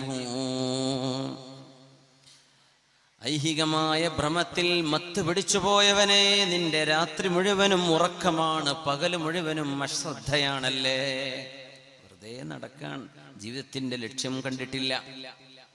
നഹാറൂക യാ മഗ്റൂർ സഹ്വൻ വഗഫ്ലത്തുൻ.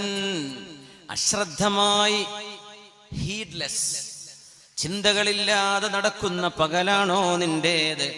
വലൈലൂക നൗമുൻ വറദാ ലക ലാസിമു.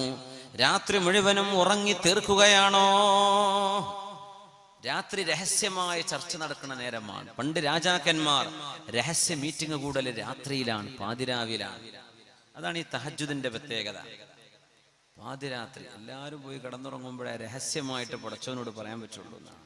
ആരും അറിയാതെ അള്ളാഹുവിനോട് സംസാരിക്കാൻ കിട്ടുന്ന ആ ഒരു രാത്രിയുടെ രഹസ്യമായ നേരം. രാജാക്കന്മാർ കൂടെയുള്ള പ്രധാനമന്ത്രിമാരോട് രാജ്യത്തിന്റെ ഏറ്റവും പ്രധാനപ്പെട്ട വിഷയം ചർച്ച ചെയ്യാൻ വിളിച്ചു ചേർക്കുന്ന നേരമാണ്.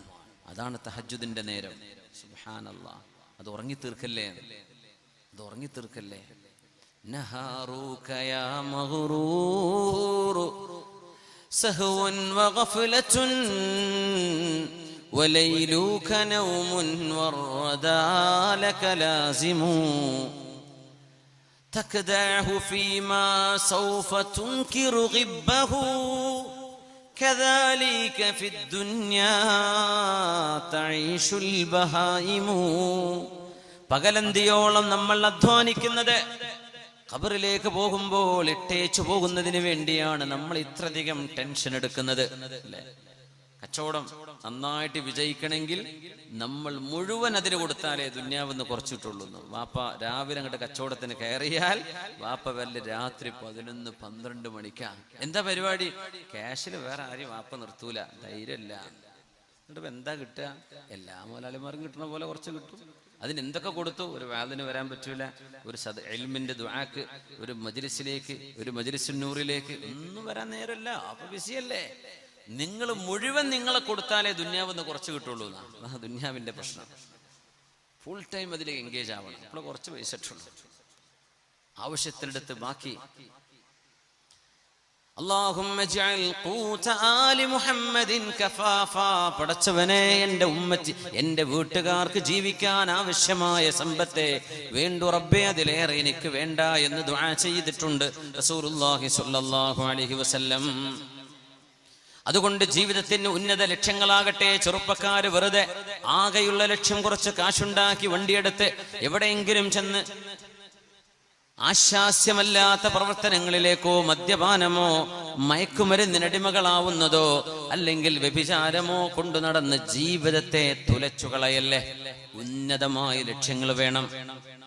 ത്വറഫത്ത് ബിനു അബ്ദ് എന്ന് പറയുന്ന ത്വറഫത്ത് ബിനുൽ അബ്ദ് ജാഹിലിയ കവിയാണ്. ഇയാളോട് ചോദിച്ചു, മാ അത്വയബു ഐശി ദുനിയ, ഈ ലോകത്തിലെ ജീവിതത്തിന്റെ ഏറ്റവും വലിയ മനോഹാരിത എന്താണ്? ഈ ലോകത്ത് നമുക്ക് ലഭിക്കുന്ന വലിയ ആസ്വാദനം എന്താണ് എന്ന് ചോദിച്ചപ്പോ ത്വറഫത്ത് ബിനുൽ അബ്ദിന്റെ മറുപടി, മത്അമുൻ ഷഹിയുൻ, നല്ല ടേസ്റ്റുള്ള ഭക്ഷണം തന്നെ. ഇപ്പൊ കണ്ണൂർ ജില്ലയിൽ തന്നെ നല്ല ഭക്ഷണം അല്ലേ? പണ്ടേ തലശ്ശേരി, നമ്മുടെ പാനൂര്, കൂത്തുപറമ്പ്, മട്ടന്നൂര്, എല്ലായിടത്തും മാഷാ അല്ലാ. നിങ്ങളതിൻ്റെ ഉസ്താദുമാർ. കേരളം മുഴുക്കും നല്ല ഭക്ഷണമായി അല്ലേ? അതിൻ്റെയൊക്കെ ഒരു തുടക്കക്കാർ തലശ്ശേരി പരിസരക്കാരാണ്. ത്വആമുൻ മത്അമുൻ ഷഹിയുൻ, നല്ല രുചിയുള്ള ഭക്ഷണം. ഹലാൽ തന്നെയാണ് കേട്ടോ, അതിനെപ്പറ്റി അത് ഹറാമായിട്ടല്ലേ, ഹലാലാണ്. പക്ഷെ ത്വറഫത്ത് ബിൻ അബ്ദ് ആകെ ജീവിക്കുന്നത് ഇതിനു വേണ്ടിയാണ്. ഒന്നത്. രണ്ട്, വമൽബസുൻ ജഫിയുൻ, നല്ല വസ്ത്രം, വമർകബുൻ വത്വിയുൻ, നല്ല വാഹനം. നല്ല വസ്ത്രവും നല്ല വാഹനവും. ഇപ്പൊ ഹീറോ കൊണ്ടൊന്നും ആരും എടുക്കണില്ല. അതുപോലെ മിനിമം എൻഫീൽഡോ ഹാർലി ഡേവിഡ്സണോ അല്ലെ, ബൈക്കാണെങ്കിൽ മിനിമം ഒരു എൻഫീൽഡെങ്കിലും വേണമെന്നുള്ള കണ്ടീഷനിലേക്ക് എത്തി തുടങ്ങിയില്ലേ? സുബ്ഹാനല്ലാഹ്. മത്അമുൻ ഷഹിയുൻ വമൽബസുൻ ദഫിയുൻ വമർകബുൻ വത്വിയുൻ. അദ്ദേഹം ഒരു നല്ല രസമുള്ള ഒരു കവിത പാടിയിട്ടുണ്ട്. രസം എന്ന് പറഞ്ഞാൽ അതിന്റെ വാക്കുകൾ ഭയങ്കര രസമാണ്, ആശയം മഹാപോക്കാണ്. കള്ളും പെണ്ണും യുദ്ധവുമാണ് ജീവിതത്തിന്റെ ആസ്വാദനം എന്ന് പറഞ്ഞ ആളാ ത്വറഫത്ത് ബിനുൽ അബ്ദ്. ഇസ്ലാമിന്റെ മുമ്പ് കഴിഞ്ഞ കവിയാണ്. ഈ കവിത കുറച്ച് അർത്ഥം വെക്കാൻ പ്രയാസമുള്ള കവിതയാണ്. അതിന്റെ വാക്കുകൾ വളരെ കട്ടിയുള്ളതാണ്. ഡിക്ഷണറിക്ക് വെച്ചിട്ട് ഒപ്പം ഇരുന്ന് നോക്കണം, എന്നാലേ അതിന്റെ അർത്ഥം മനസ്സിലാവും. അയാൾ പാടിയിട്ടുണ്ട്, ولولا ثلاث هن من عيشة الفتى وجديك لم أحفل متى قام عودي فمنهن سبق العاذلات بشربة كميت متى ما طعل بالماء تزبدي وكري إذا نادى المضاف محنبا كسيد الغضا نبهته المتورد وتقصير يوم الدجن والدجن معجب ببهكانة تحت الخباء المعمدي. വൈൻ, വോർ ആൻഡ് വുമൺ, ഇതാണ് ഇതിൻ്റെ ആകെ ആശയം. ഇതാണ്, കള്ള് വേണം, സുന്ദരിമാര് വേണം, പിന്നെ കുറെ യുദ്ധവും. ജീവിതം ഇതിന് തന്നെയാണ് എന്ന് ജീവിതത്തിന്റെ അള്ളാഹു നൽകുന്ന ജീവന്റെ വില മനസ്സിലാക്കാതെ മൃഗങ്ങളെപ്പോലെ കദാലിക്കൽ ബഹായിമു, ജീവജാലങ്ങൾ ജീവിക്കുന്ന ജീവിതത്തിന്റെ ഏറ്റവും ലോ ലെവൽ തിങ്കിങ് ഉള്ള ആളുകൾ ഒരുപാടുണ്ട്. നമ്മൾ അങ്ങനെയായി പോകരുത്.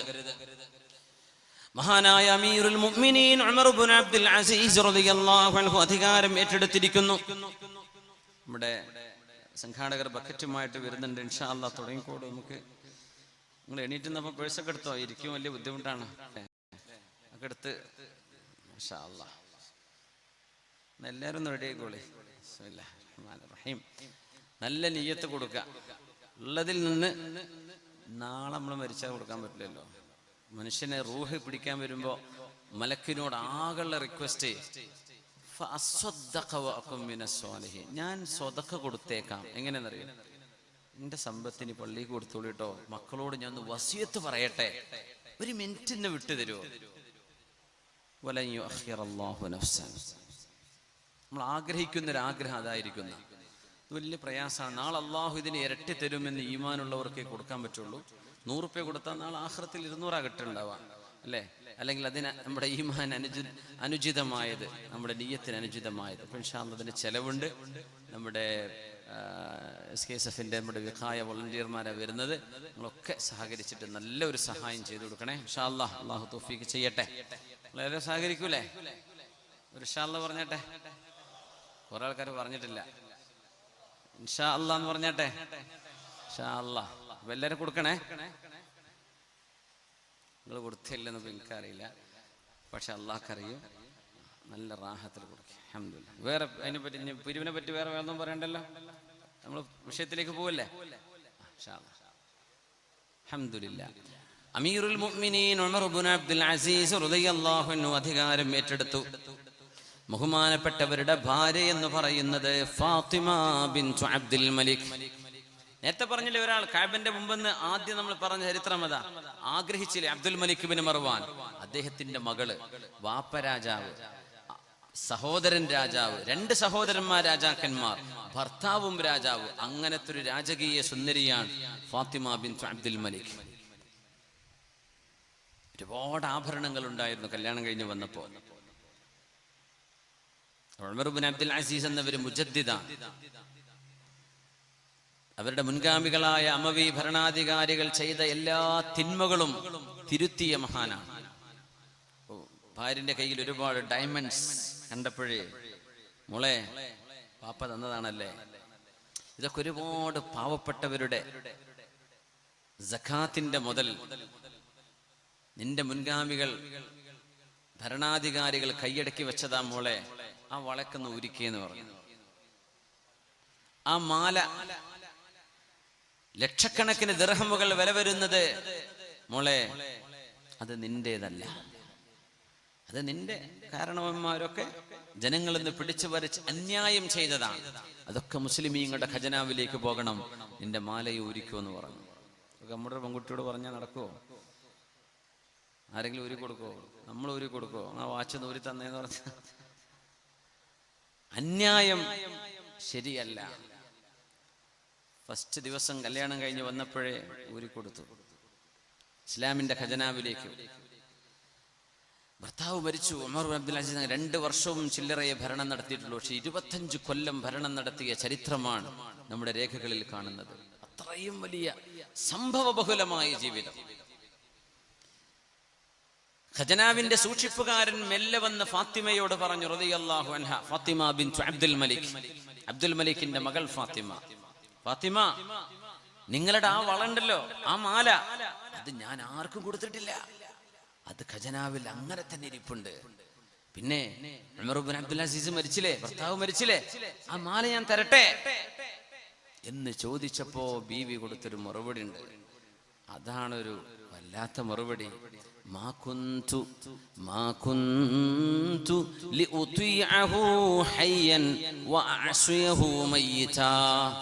ജീവിച്ചിരിക്കുന്ന കാലത്ത് എന്റെ ഭർത്താവിനെ അനുസരിക്കുകയും മരിച്ചു കഴിഞ്ഞാൽ അനുസരണക്കേട് കാണിക്കുകയും ചെയ്യുന്നവളല്ല ഞാനത് അല്ലാഹുവിന് വേണ്ടി നൽകി കഴിഞ്ഞു, എനിക്കത് വേണ്ട എന്ന് ഫാത്തിമ ബിൻതു അബ്ദുൽ മലിക് റളിയല്ലാഹു അൻഹ.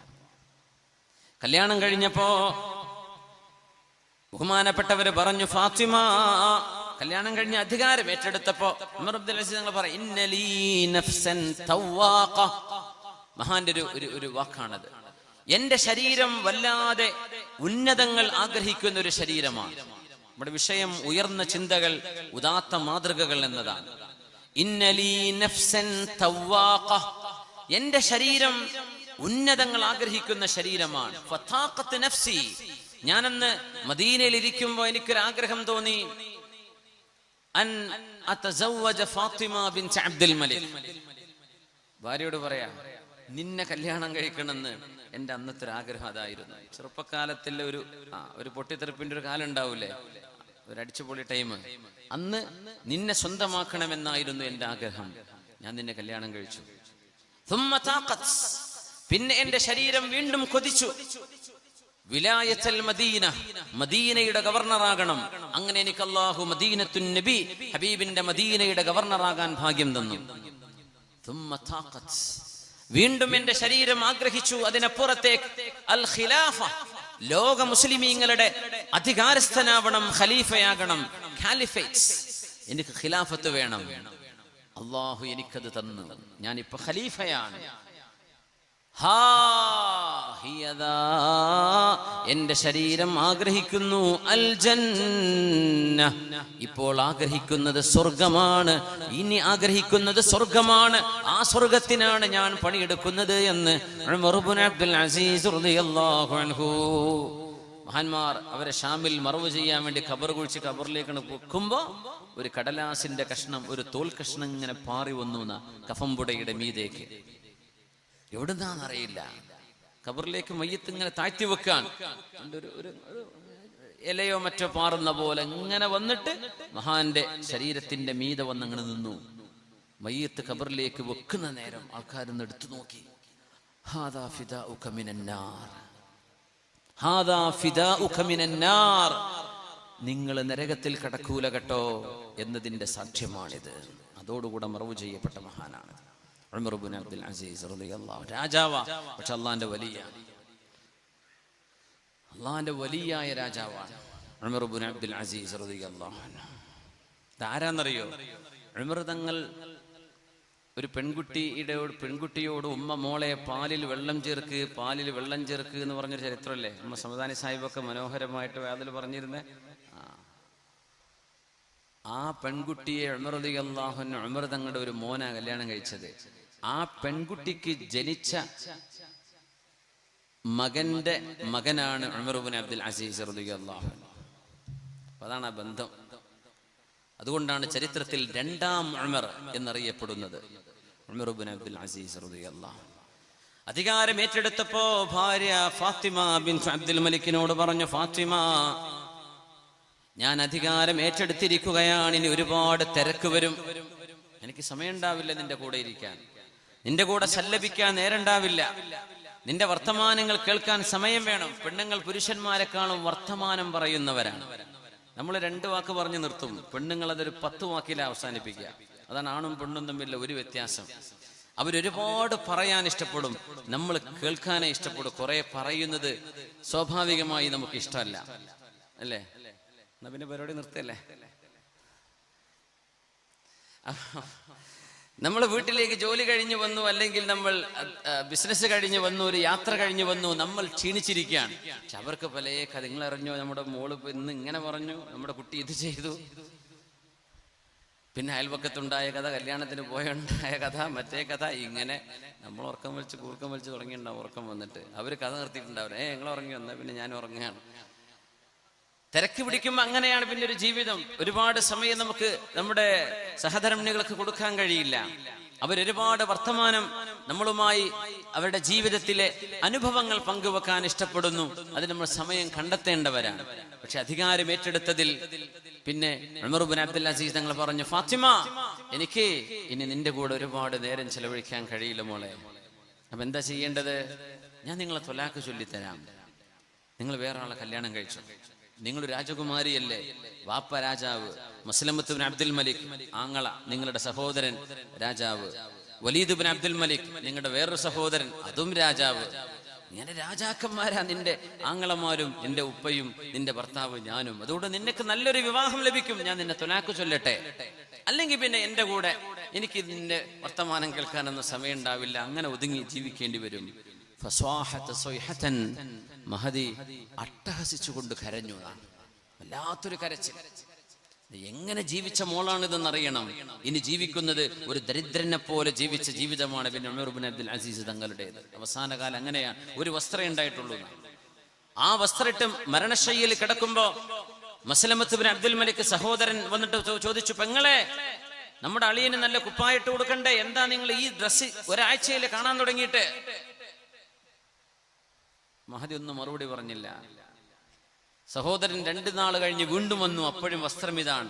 ദേഷ്യപ്പെട്ടുകൊണ്ട് പറഞ്ഞു, ഫാത്തിമ, നിന്റെ ഭർത്താവാണിത്, ഖലീഫയാണ്, ഖലീഫയുടെ ഡ്രസ് ഒന്ന് മാറ്റിക്കൊടുത്തൂടെ എന്ന് ദേഷ്യപ്പെട്ട് പറഞ്ഞപ്പോ, മസ്ലമ, നിന്റെ അളിയന്, എന്റെ ഭർത്താവിന് ഇതല്ലാത്ത വേറൊരു വസ്ത്രമില്ല മസ്ലമ, എല്ലാം കൊടുത്തു കഴിഞ്ഞു, ഇതേ ഉള്ളൂ, മാറ്റിക്കൊടുക്കാൻ ഇനി വേറെ ഒന്നില്ല മസ്ലമ എന്ന് സ്വന്തം സഹോദരനോട് കരഞ്ഞു മറുപടി പറഞ്ഞ ഫാത്തിമ ബിൻതു അബ്ദുൽ മലിക് റളിയല്ലാഹു അൻഹ. വേണമെങ്കിൽ രാജകുമാരിയായി പാറിപ്പറന്ന് ജീവിക്കാം, പക്ഷെ അള്ളാഹുവിന് വേണ്ടി ത്യാഗം ചെയ്യാൻ മുന്നോട്ട് വന്ന മഹദിയായൊരു മഹദി ഫാത്തിമ ബിൻതു അബ്ദുൽ മലിക്, ഉമർ ഇബ്നു അബ്ദുൽ അസീസ് എന്നവരുടെ ഭാര്യ.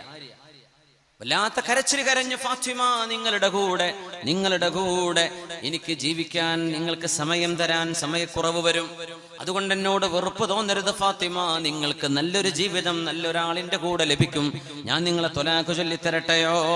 വല്ലാത്ത കരച്ചിൽ. ആ കരച്ചിൽ കൊട്ടാരത്തിലുള്ള മുഴുവൻ ആളുകളും കേട്ടു. ആളുകളെല്ലാം ഓടി വന്ന്, എന്ത് പറ്റി രാജകുമാരിക്ക്, എന്ത് പറ്റി? പറഞ്ഞു, ഉമർ ഇബ്നു അബ്ദുൽ അസീസ്, അഖ്താറു മഖാമക്, ഞാൻ അങ്ങയുടെ കൂടെ ഏത് പ്രയാസവും സഹിച്ച് ജീവിക്കാൻ ഒരുക്കമാണ്, ഞാൻ അങ്ങയുടെ കൂടെയുണ്ട്, എനിക്ക് വിവാഹമോചനം വേണ്ട എന്ന് പറഞ്ഞ ഫാത്തിമ ബിൻതു അബ്ദുൽ മലിക് റളിയല്ലാഹു അൻഹ. നല്ല തിരക്കുള്ള ജീവിതമാണ് ഉമർ ഇബ്നു അബ്ദുൽ അസീസ് തങ്ങളുടേത്. നല്ലൊരു ഭാര്യ, നല്ലൊരു ഭർത്താവ്. ആളുകൾ വന്ന് ചോദിച്ചു, തഫറഖ് ലനാ യാ അമീറുൽ മുഅ്മിനീൻ, അമീറുൽ മുഅ്മിനീനെ, നിങ്ങൾക്ക് കുറച്ചൊരു ഒഴിവ് സമയം വെച്ചുകൂടെ? കുറച്ച് ഒഴിവ് സമയം ഉണ്ടായിക്കൂടെ? ഞങ്ങളൊക്കെ കാക്കോട് ഉസ്താദിനെ പറ്റി പറയുമ്പോൾ നമ്മൾ അഷ്റഫ് ഹാജി പട്ടാര നമ്മുടെ കൂടെ ഉണ്ട്. ഞങ്ങൾ പറയാ, കാക്കോട് ഉസ്താദ് തീരെ റെസ്റ്റ് എടുക്കണില്ല, തീരെ വിശ്രമമില്ല, ഇങ്ങനെ പോയാൽ എന്താ ആകെ ശരീരം ക്ഷീണിക്കൂലേ, ഒന്ന് വിശ്രമിക്കാൻ പറയണ്ടേ? പക്ഷെ അദ്ദേഹത്തിന് വിശ്രമമില്ല. എല്ലാ പണ്ഡിതന്മാരും സയ്യിദന്മാരും ഒക്കെ അങ്ങനെ തന്നെ, അവിശ്രമമായ യാത്രയാണ്, അല്ലെങ്കിൽ അവരുടെ ഇടപെടലുകളാണ്, പ്രോഗ്രാമുകളാണ്. ഒന്ന് വിശ്രമിച്ചുകൂടെ എന്ന് പലരും ചോദിക്കും. ഉമർ ഇബ്നു അബ്ദുൽ അസീസ് തങ്ങളുടെ മറുപടി വന്നു, ഖദ് ജാഅ ശുഗ്ലുൻ ശാഗിലു വഅദൽതു അൻ തുറുഖിസ് സലാമ ദഹബൽ ഫറാഗു ഫലാ ഫറാ ഗലനാ ഇലാ യൗമിൽ ഖിയാമ. ഇനി അന്ത്യനാൾ വരെ, ഖിയാമത്ത് നാൾ വരെ ഇനി വിശ്രമമില്ലല്ലോ, വിശ്രമത്തിന്റെ സമയം കഴിഞ്ഞുപോയി, ഇനി എന്തിനാണ് വിശ്രമിക്കുന്നത്? നേരമില്ലല്ലോ. മരിക്കുന്ന സമയം വരേക്കുള്ള കുറഞ്ഞ നേരമല്ലേ മുമ്പിലുള്ളൂ. ഒരുപാട് നന്മകളും ഒരുപാട് സുഹൃതങ്ങളും ഒരുപാട് അള്ളാഹുവിന് വേണ്ടി ത്യാഗവും ചെയ്യേണ്ട നേരമല്ലേ. ആ ഒരാശയമാണ് അബൂ മൂസൽ അശ്അരി റളിയല്ലാഹു അൻഹു നടപ്പാക്കിയത്. കാന യസൂമു ഹത്താ യഊദ കൽ ഖലാൽ. ഖലാൽ എന്ന് പറഞ്ഞാൽ പല്ലിൽ കുത്തുന്ന ആ ഒരു ചെറിയ കമ്പിനാണ് എന്ത് പറയാ, ഖലാൽ എന്ന് പറയാ. പല്ല് കുത്തി എന്ന് പറയില്ലേ, ടൂത്ത് പിക്ക്, ഖലാൽ. മെലിഞ്ഞിട്ട് നിരന്തരമായ നോമ്പെടുത്തിട്ട് മഹാനായ അബൂ മൂസൽ അശ്അരി റളിയല്ലാഹു അൻഹു ശരീരമാസകലം ഉണങ്ങിയിട്ട് ഒരു ടൂത്ത് പിക്ക് പോലെ ഉണങ്ങി മെലിഞ്ഞപ്പോ, ലൗ അജ്മംത നഫ്സക, നിങ്ങളുടെ ശരീരത്തിന് നിങ്ങളൊരു വിശ്രമം കൊടുത്തുകൂടെ അബൂ മൂസൽ അശ്അരി, എന്തിനാണ് ഇങ്ങനെ നിങ്ങൾ കഷ്ടപ്പെടുന്നത് എന്ന് ചോദിച്ചപ്പോ, ഉന്നതമായ ചിന്തയും ഉദാത്ത മാതൃകയും തീർത്തുകൊണ്ട് നോമ്പുകാരനായി ജീവിതം അവസാനിപ്പിക്കുന്ന മഹാൻ, ഹൈഹാത്ത് ഇന്നമാ യസ്ബിഖു മിനൽ ഖൈലിൽ മുളമ്മർ, എങ്ങനെ ഞാൻ എൻ്റെ ശരീരത്തിന് ആശ്വാസം കൊടുക്കാനാണ്? നല്ല മെലിഞ്ഞ കുതിരയല്ലേ ഓട്ടത്തിൽ മുന്നിലെത്തുന്നത്, മെലിഞ്ഞ കുതിരയല്ലേ പന്തയത്തിൽ മുന്നിലെത്തുന്നത്. എന്റെ ശരീരം ഇങ്ങനെ മെലിഞ്ഞെങ്കിൽ എന്താ, അള്ളാഹുലേക്കുള്ള പന്തയത്തിൽ മുന്നിലെത്തണമെങ്കിൽ ഞാൻ നോമ്പുകാരനായി മെലിഞ്ഞതിൽ എനിക്ക് പ്രയാസമില്ലെന്ന് മഹാനായ സ്വഹാബി അബൂ മൂസൽ അശ്അരി റളിയല്ലാഹു തആല അൻഹു. ഇമാം മുസ്ലിം എന്നവർ സ്വഹീഹിൽ ഒരു അഥർ കൊണ്ടുവരുന്നുണ്ട്. മഹാനായ യഹ്യ ഇബ്നു അബീ കസീർ റഹ്മത്തുള്ളാഹി അലൈഹിയുടെ ലാ യുനാലുൽ ഇൽമു ബിറാഹത്തിൽ ബദൻ, ശരീരത്തിന്റെ വിശ്രമത്തോടുകൂടെ വിജ്ഞാനം നേടുക സാധ്യമല്ല. റെസ്റ്റ് എടുത്താൽ പിന്നെ വിജ്ഞാനം നേടാൻ നേരമുണ്ടാവില്ല. നല്ല സുഖമുള്ള സൗകര്യം ചെയ്തു കൊടുത്താൽ കുട്ടികൾ പഠിക്കൊന്നുമില്ല. നമ്മൾ പറയില്ല, വീട്ടിലുള്ള സ്റ്റഡി റൂം, അവിടെ ഒരു ഫാൻ, അവിടെ ഒരു AC, അവിടെ ഒരു സംവിധാനം ഒക്കെ കൊടുത്ത് പഠിക്കട്ടെ. നമ്മളൊക്കെ പഠിച്ച പോലെ വല്ല അടുക്കളയിലും ചുമരിലും താഴെയും സിറ്റ് ഔട്ടിലൊക്കെ ഇരുന്നിട്ട് നല്ലൊരു കസേരയോ നല്ലൊരു ബെഡോ കാര്യമായൊരു വെളിച്ചമോ കിട്ടാതെ കഷ്ടപ്പാടിനുള്ളിൽ പഠിക്കുന്ന പോലെ സുഖത്തിന്റെ കൂടെ വിവരം ലഭിക്കൂല, പഠിക്കാൻ കഴിയില്ല. സുബ്ഹാനല്ലാഹ്. പ്രത്യേകിച്ച് ദീനിയായ ഇൽമു കേട്ടോ. എന്നുവെച്ചാൽ സൗകര്യം ചെയ്യണ്ടെന്നല്ല പറയുന്നത്. പലപ്പോഴും സൗകര്യങ്ങൾ കൂടുമ്പോഴേ ഉറക്ക കൂടുമ്പോ വിശ്രമം കൂടും, അപ്പൊ പിന്നെ പഠിക്കാൻ സമയം ഉണ്ടാവില്ല. സുബ്ഹാനല്ലാഹ്. യഹ്യ ഇബ്നു അബീ കസീർ തങ്ങൾ പറയുന്നു, ലാ യുനാലുൽ ഇൽമു ബിറാഹത്തിൽ ബദൻ, അവിശ്രമമായ ജീവിതം. ആ വചനമാണ് മഹാനായ അഹ്മദ് ഇബ്നു ഹംബൽ റളിയല്ലാഹു അൻഹു അൽ മുഹദ്ദിസുർ റബ്ബാനി, ഹബീബായ നബി തങ്ങളുടെ ലക്ഷക്കണക്കിന് ഹദീസുകൾ ഈ ഉമ്മത്തിനെ ട്രാൻസ്മിറ്റ് ചെയ്തു തന്ന മഹാനായ ഹദീസ് പണ്ഡിതൻ, ഹംബലി മദ്ഹബിന്റെ ഇമാം, 50,000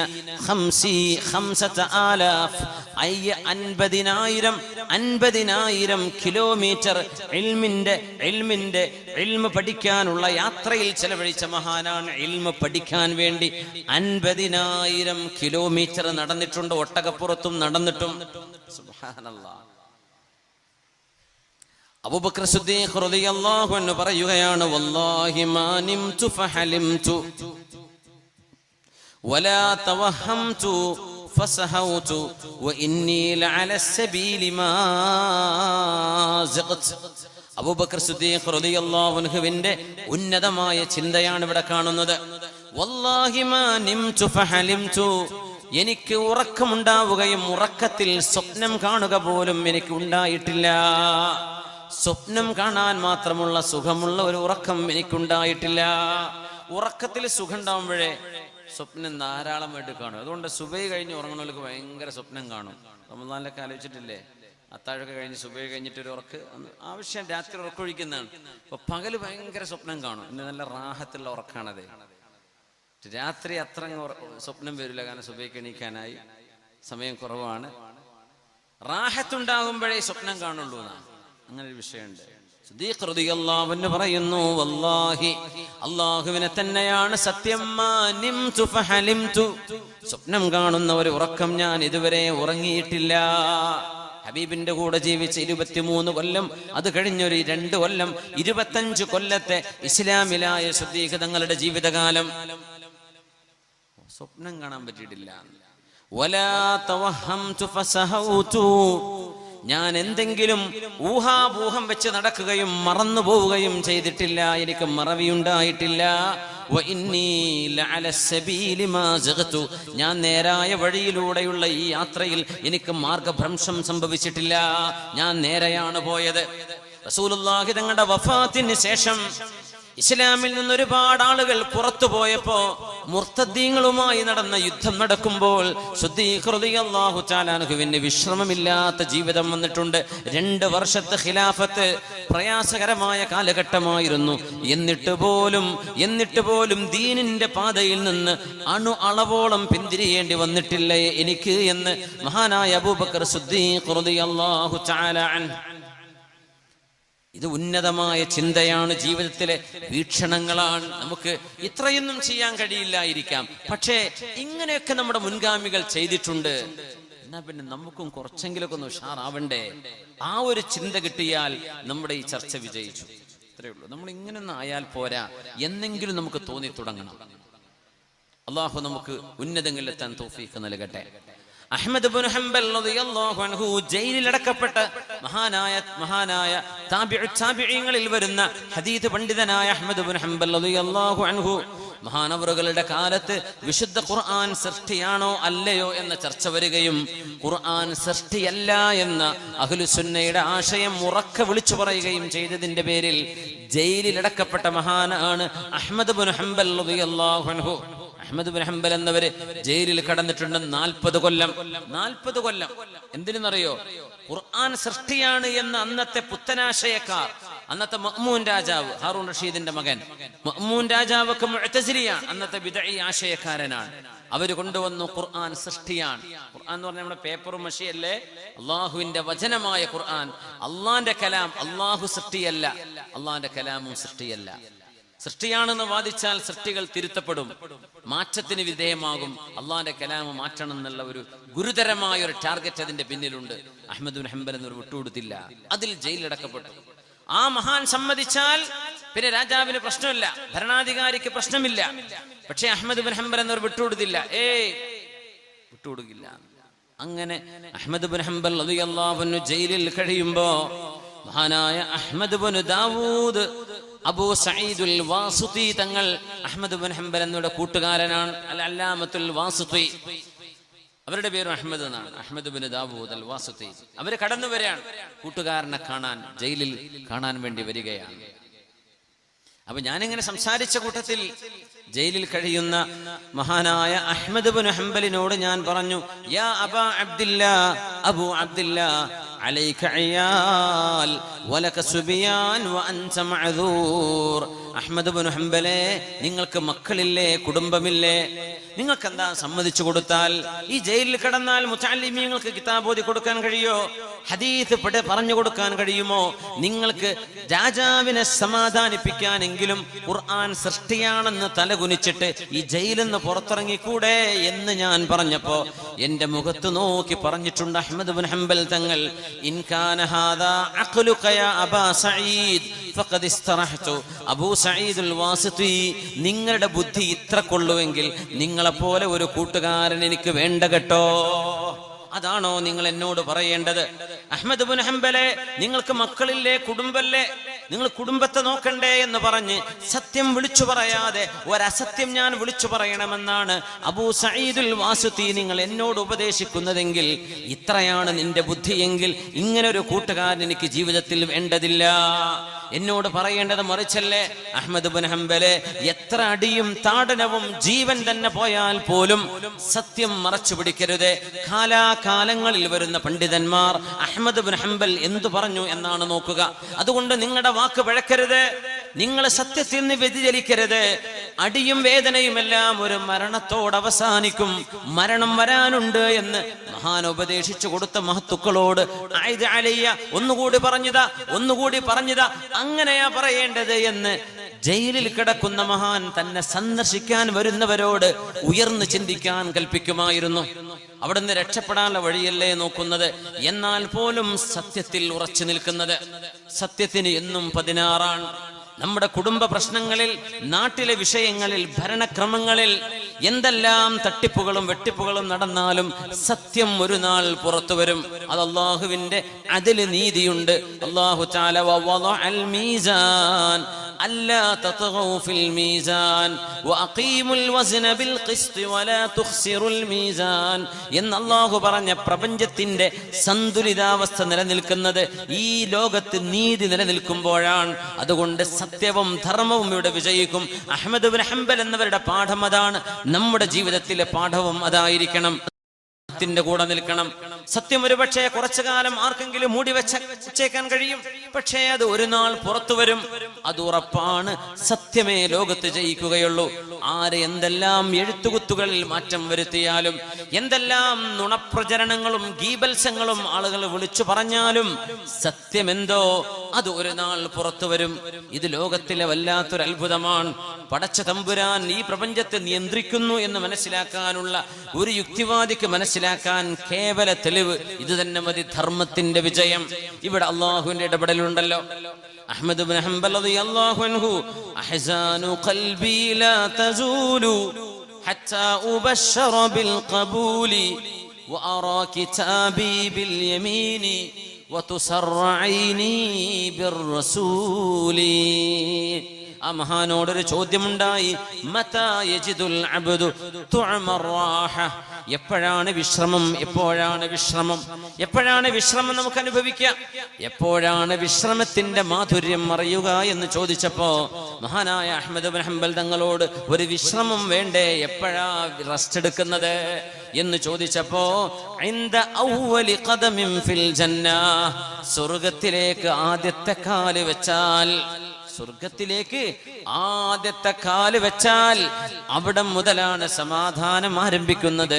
അതുവരെ അഹ്മദ് ഇബ്നു ഹംബലിന് സമാധാനമില്ല എന്ന് ലോകത്ത് വരാനുള്ള സർവ്വ മനുഷ്യരോടും അത്യധ്വാനത്തോടുകൂടെ യാ അയ്യുഹൽ ഇൻസാനു ഇന്നക കാദിഹുൻ ഇലാ റബ്ബിക കദ്ഹാ ഇലാ റബ്ബിക കദ്ഹൻ ഫമുലാഖീ.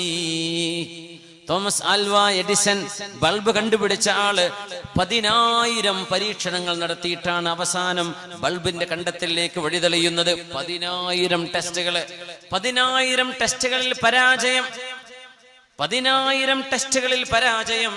ഇത് കണ്ടപ്പോ കൂടെയുള്ള ആളുകൾ ചോദിച്ചു, അല്ല എഡിസൺ, ഈ 10,000 ടെസ്റ്റൊക്കെ നടത്തി എന്തിന് വേസ്റ്റ് ചെയ്തു ഈ സമയം? അദ്ദേഹം പറഞ്ഞു, ഞാൻ വേസ്റ്റ് ആക്കിയതല്ല, ഈ 10,000 രീതികൾ ശരിയല്ല എന്നെങ്കിലും പഠിക്കാൻ നമുക്ക് പറ്റിയല്ലോ. 10,000 ടെസ്റ്റുകൾ ശരിയല്ല എന്ന് പഠിക്കാൻ കഴിഞ്ഞല്ലോ എന്നല്ലാതെ ഇതൊരു പരാജയമല്ല എന്ന് ഒരു ഭൗതികതയ്ക്ക് വേണ്ടി പ്രവർത്തിച്ച ആള്, ദുന്യാവിലെ ഒരു സൗകര്യം ഒരുക്കാൻ വേണ്ടി പരിശ്രമിച്ച ഒരാൾക്ക് ഇത്ര ഹിമ്മത്തുണ്ടെങ്കിൽ സ്വർഗം ആഗ്രഹിക്കുന്ന മുഅ്മിനീങ്ങൾ അവരുടെ ജീവിതത്തിൽ എത്ര മാറ്റങ്ങൾ വരുത്തണം. അലാ ഇന്ന സിൽഅത്തല്ലാഹി ഗാലിയ. മുഅ്മിനീങ്ങളെ, അല്ലാഹുവിന്റെ സ്വർഗം വിലയുള്ളതാണ്, അല്ലാഹുവിന്റെ ചരക്കിന് വിലയുണ്ട്. അലാ ഇന്ന സിൽഅത്തല്ലാഹിൽ ജന്ന. അല്ലാഹുവിന്റെ ചരക്കെന്ന് പറയുന്നത് സ്വർഗമാണെന്ന് മഹാനായ റസൂലുള്ളാഹി സ്വല്ലല്ലാഹു അലൈഹി വസല്ലം. അംർ ഇബ്നുൽ ആസ് റളിയല്ലാഹു അൻഹു എന്ന ഹബീബിന്റെ സ്വഹാബി, ഈജിപ്തിലെ ആദ്യത്തെ മസ്ജിദ് ഉണ്ടാക്കിയ സ്വഹാബി, ഈജിപ്തിൽ ചെന്ന് ആദ്യം ദഅവത്ത് ചെയ്ത സ്വഹാബി, മദീനത്തുൽ ഫുസ്താത്തിന്റെ സ്വഹാബി അംർ ഇബ്നുൽ ആസ് റളിയല്ലാഹു അൻഹുവിന്റെ ഒരു വചനമുണ്ട്, അലൈക്കും ബികുല്ലി അംറിൻ മസ്ലഖത്തിൻ മഹ്ലക. അലൈക്കും ബികുല്ലി അംറിൻ മസ്ലഖത്തിൻ മഹ്ലക. അതായത് വളരെ പ്രയാസമുള്ള, ചെയ്തു തീർക്കാൻ പ്രയാസമുള്ള ഉന്നതമായ ലക്ഷ്യങ്ങളാണ് നിങ്ങൾ മുന്നിൽ കാണേണ്ടത്. നമ്മൾ ഏതൊരു ലക്ഷ്യവും മുന്നിൽ വെച്ചാൽ, ഇപ്പോൾ ഒരു മഹല്ല് സംവിധാനങ്ങൾക്ക് നമുക്ക് ലക്ഷ്യമുണ്ടാകും. നമ്മുടെ ലക്ഷ്യം നമ്മൾ പെട്ടെന്ന് നേടി എന്ന് വന്നാൽ അതിനർത്ഥം നമ്മൾ സ്ഥാപിച്ച ലക്ഷ്യം അത്ര ഈസി ആയിരുന്നു. ചിലപ്പോൾ അങ്ങനെ ആയിരിക്കാം. അല്ലെങ്കിൽ ഉന്നത ലക്ഷ്യമാണ് നമ്മൾ മുമ്പിൽ വെച്ചത്, കഠിനാധ്വാനം ചെയ്ത് അച്ചീവ് ചെയ്തു, ദാറ്റ്സ് പെർഫെക്റ്റ്. പക്ഷെ സംഭവിക്കുന്നത് പലതും നമ്മൾ ചെറിയ ലക്ഷ്യമാണ്. എന്താ പള്ളി കമ്മിറ്റിയുടെ പരിപാടി? പള്ളിക്ക് ഇന്റർലോക്ക് ഇടണം, അത് ഇവിടുന്ന് ഖത്തറിൽ പോകാം, അല്ലെ ദുബൈക്ക് പോവാം, അത് തീർന്നു. കുട്ടികളെ കെട്ടിച്ചയക്കണം. നേരെ മറിച്ച് നമ്മുടെ മഹല്ലിലെ മുഴുവൻ വിദ്യാർത്ഥിനികളുടെ സെൻസസ് എടുക്കുക, അവരുടെ അഭിരുചി, 10th കഴിഞ്ഞവര്, +2 കഴിയുന്നവര്, അവരുടെ ഹയർ സ്റ്റഡീസിന് ഓരോരുത്തരുടെയും 1-to-1 മീറ്റിംഗ്, യോഗ്യരായ ട്രെയിനർമാരെ കൊണ്ടുവന്ന് അവരുടെ ചോയ്സ് നിർണ്ണയിച്ചു കൊടുക്കുക, അവർ കരിയർ ഗൈഡൻസ്. നമ്മുടെ മഹല്ലിൽ ഒരു കാനേഷുമാരി, കൃത്യമായ കണക്ക്, വിവാഹം നടന്നവര്, നടക്കാനിരിക്കുന്നവര്, കുടുംബ പ്രശ്നങ്ങളുള്ളവര്, നിരന്തരമായ കൗൺസിലിംഗ്. നമുക്ക് നല്ലൊരു മാതൃകയാണ് യൂറോപ്യൻ നാടുകളിലെ ഇസ്ലാമിക സ്ഥാപനങ്ങൾ. അവിടെ പള്ളികൾക്ക് ഇസ്ലാമിക് സെന്ററുകൾ എന്നാണ് പറയാ. മസ്ജിദായിട്ട് ഒരു പെർമിഷൻ കിട്ടാൻ പ്രയാസമാണ്, വാങ്കുവിളി പുറത്ത് കേൾക്കൂല, ഒക്കെ ഇസ്ലാമിക് സെന്റർ, കൾച്ചറൽ സെന്ററുകൾ എന്ന് പറയാം. പക്ഷെ അവിടെ നമ്മൾ അത്ഭുതപ്പെട്ടു. ഓരോ നോട്ടീസ് ബോർഡ് കാണുമ്പോൾ എന്തെല്ലാം വെറൈറ്റി പ്രോഗ്രാമുകളാണ്. നമുക്കൊക്കെ എന്തെല്ലാം സൗകര്യങ്ങൾ. നമ്മുടെ പള്ളികൾ, നമ്മുടെ മദ്രസ, നല്ല കെട്ടിടങ്ങൾ. രാവിലെ 2 മണിക്കൂർ മദ്രസ കഴിഞ്ഞാൽ പൂട്ടിക്കിടക്കാണ്, മദ്രസ തീർന്നു. പിന്നെ നമുക്ക് ഹിഫ്ള് തുടങ്ങണം തോന്നുക, എന്നാ പിന്നെ വേറെ കെട്ടിടം ഉണ്ടാക്കാം. ഈ മദ്രസനെ ഉപയോഗിച്ചാൽ പോരെ, നമ്മുടെ പള്ളി ഉപയോഗിച്ചാൽ പോരെ ഹിഫ്ളിന്? എന്തിന് ജനങ്ങൾക്ക് വേറെ ഭാരം ഉണ്ടാക്കണം? ഓരോരുത്തരും സ്ഥാപനം ഉണ്ടാക്കാൻ തുടങ്ങിയ ഈ ദുന്യാവിൽ ആരതൊക്കെ കൊണ്ടു നടക്കുക? ഉള്ള സ്ഥാപനങ്ങൾ ക്വാളിറ്റി നമുക്ക് കൊണ്ടു നടക്കാൻ പറ്റിയാൽ അതല്ലേ വേണ്ടത്. നമ്മുടെ സ്ഥാപനം അറബി കോളേജും യതീംഖാനകളും പള്ളി ദർസും നമ്മുടെ മദ്രസകളും, അവിടെ ശരിക്ക് പഠനം നടക്കുന്നുണ്ടോ? അതല്ല ഹാജരെടുത്ത് പോവുകയാണോ? നമ്മുടെ മക്കൾക്ക് ശരിക്കും പഠിപ്പിക്കാൻ കഴിയുന്ന അധ്യാപകരാണോ അവിടെ ഉള്ളത്? ആ അധ്യാപകർക്ക് ട്രെയിനിങ് എത്ര പേർക്ക് ആവശ്യമുണ്ട്? എത്ര പേർ നല്ല യോഗ്യതയുള്ള അധ്യാപകരാണ്? എത്ര പേര് വെറുതെ കയറി കൂടിയവരാണ്? എത്ര ആളുകൾ നമുക്ക് നല്ല ഗൈഡൻസ് കൊടുക്കാൻ പറ്റും? എത്ര ആളെ പറഞ്ഞു വിടേണ്ടതുണ്ട്? നമ്മുടെ സ്ഥാപനങ്ങളിൽ പഠനം നടക്കുന്നുണ്ടോ? അതല്ല നമ്മൾ തീറ്റിപ്പോറ്റി കൊടുക്കുകയാണോ? ആകെ ചെയ്യുന്ന പണി അവർക്ക് ഭക്ഷണം കൊടുക്കലും താമസവും. അവിടുത്തെ quality of teaching and learning നമ്മൾ പരിശോധിക്കാറുണ്ടോ? ഇത്രയൊന്നും ചെയ്യാതെ നമ്മൾ സ്ഥാപനങ്ങളിൽ കൂട്ടിക്കൊണ്ടിട്ട് എന്താ കാര്യം? ഉള്ളത് ക്വാളിറ്റി. നമ്മൾ ക്വാളിറ്റിയുടെ ആളുകളാണ്, നമ്മൾ ക്വാളിറ്റി കീപ്പ് ചെയ്യേണ്ട ആളുകളാണ്. നമ്മുടെ മഹല്ലുകൾക്ക് നല്ല ലക്ഷ്യങ്ങൾ ഉണ്ടാകട്ടെ. ഓരോ മഹല്ലും കൃത്യമായി 2 മണിക്കൂർ നമ്മുടെ മദ്രസയിലേക്ക് മക്കൾ വരുമ്പോ അതും ഈ മഴയത്തൊക്കെ കൊടചൂടി വരുമ്പോ നമ്മുടെ ഉസ്താദുമാർ അവരെ പഠിപ്പിക്കുകയാണോ? നമ്മുടെ മക്കൾ ശരിക്കും പഠിക്കുന്നുണ്ടോ? അല്ലെങ്കിൽ പഠിപ്പിക്കുന്ന അധ്യാപകന്മാർ മൊബൈൽ ഫോൺ കളിച്ചിരിക്കുകയാണോ? അവര് കൃത്യമായും ആ 2 മണിക്കൂർ അമാനത്താണ് എന്ന് വിചാരിച്ച് അവരെ പഠിപ്പിക്കുന്നുണ്ടോ? നമ്മുടെ മക്കളോട് നന്നായി പെരുമാറുന്നുണ്ടോ? അധ്യാപകന്റെ അധ്യാപന ശൈലി എന്തൊക്കെയാണ്? ഈ മക്കൾക്ക് കൃത്യമായ ദിശാബോധം നൽകാൻ നമ്മുടെ മഹല്ലുകൾക്ക് സാധിച്ചാൽ, നമ്മുടെ ഉസ്താദുമാർക്ക് ട്രെയിനിങ് കൊടുക്കേണ്ടി വരും.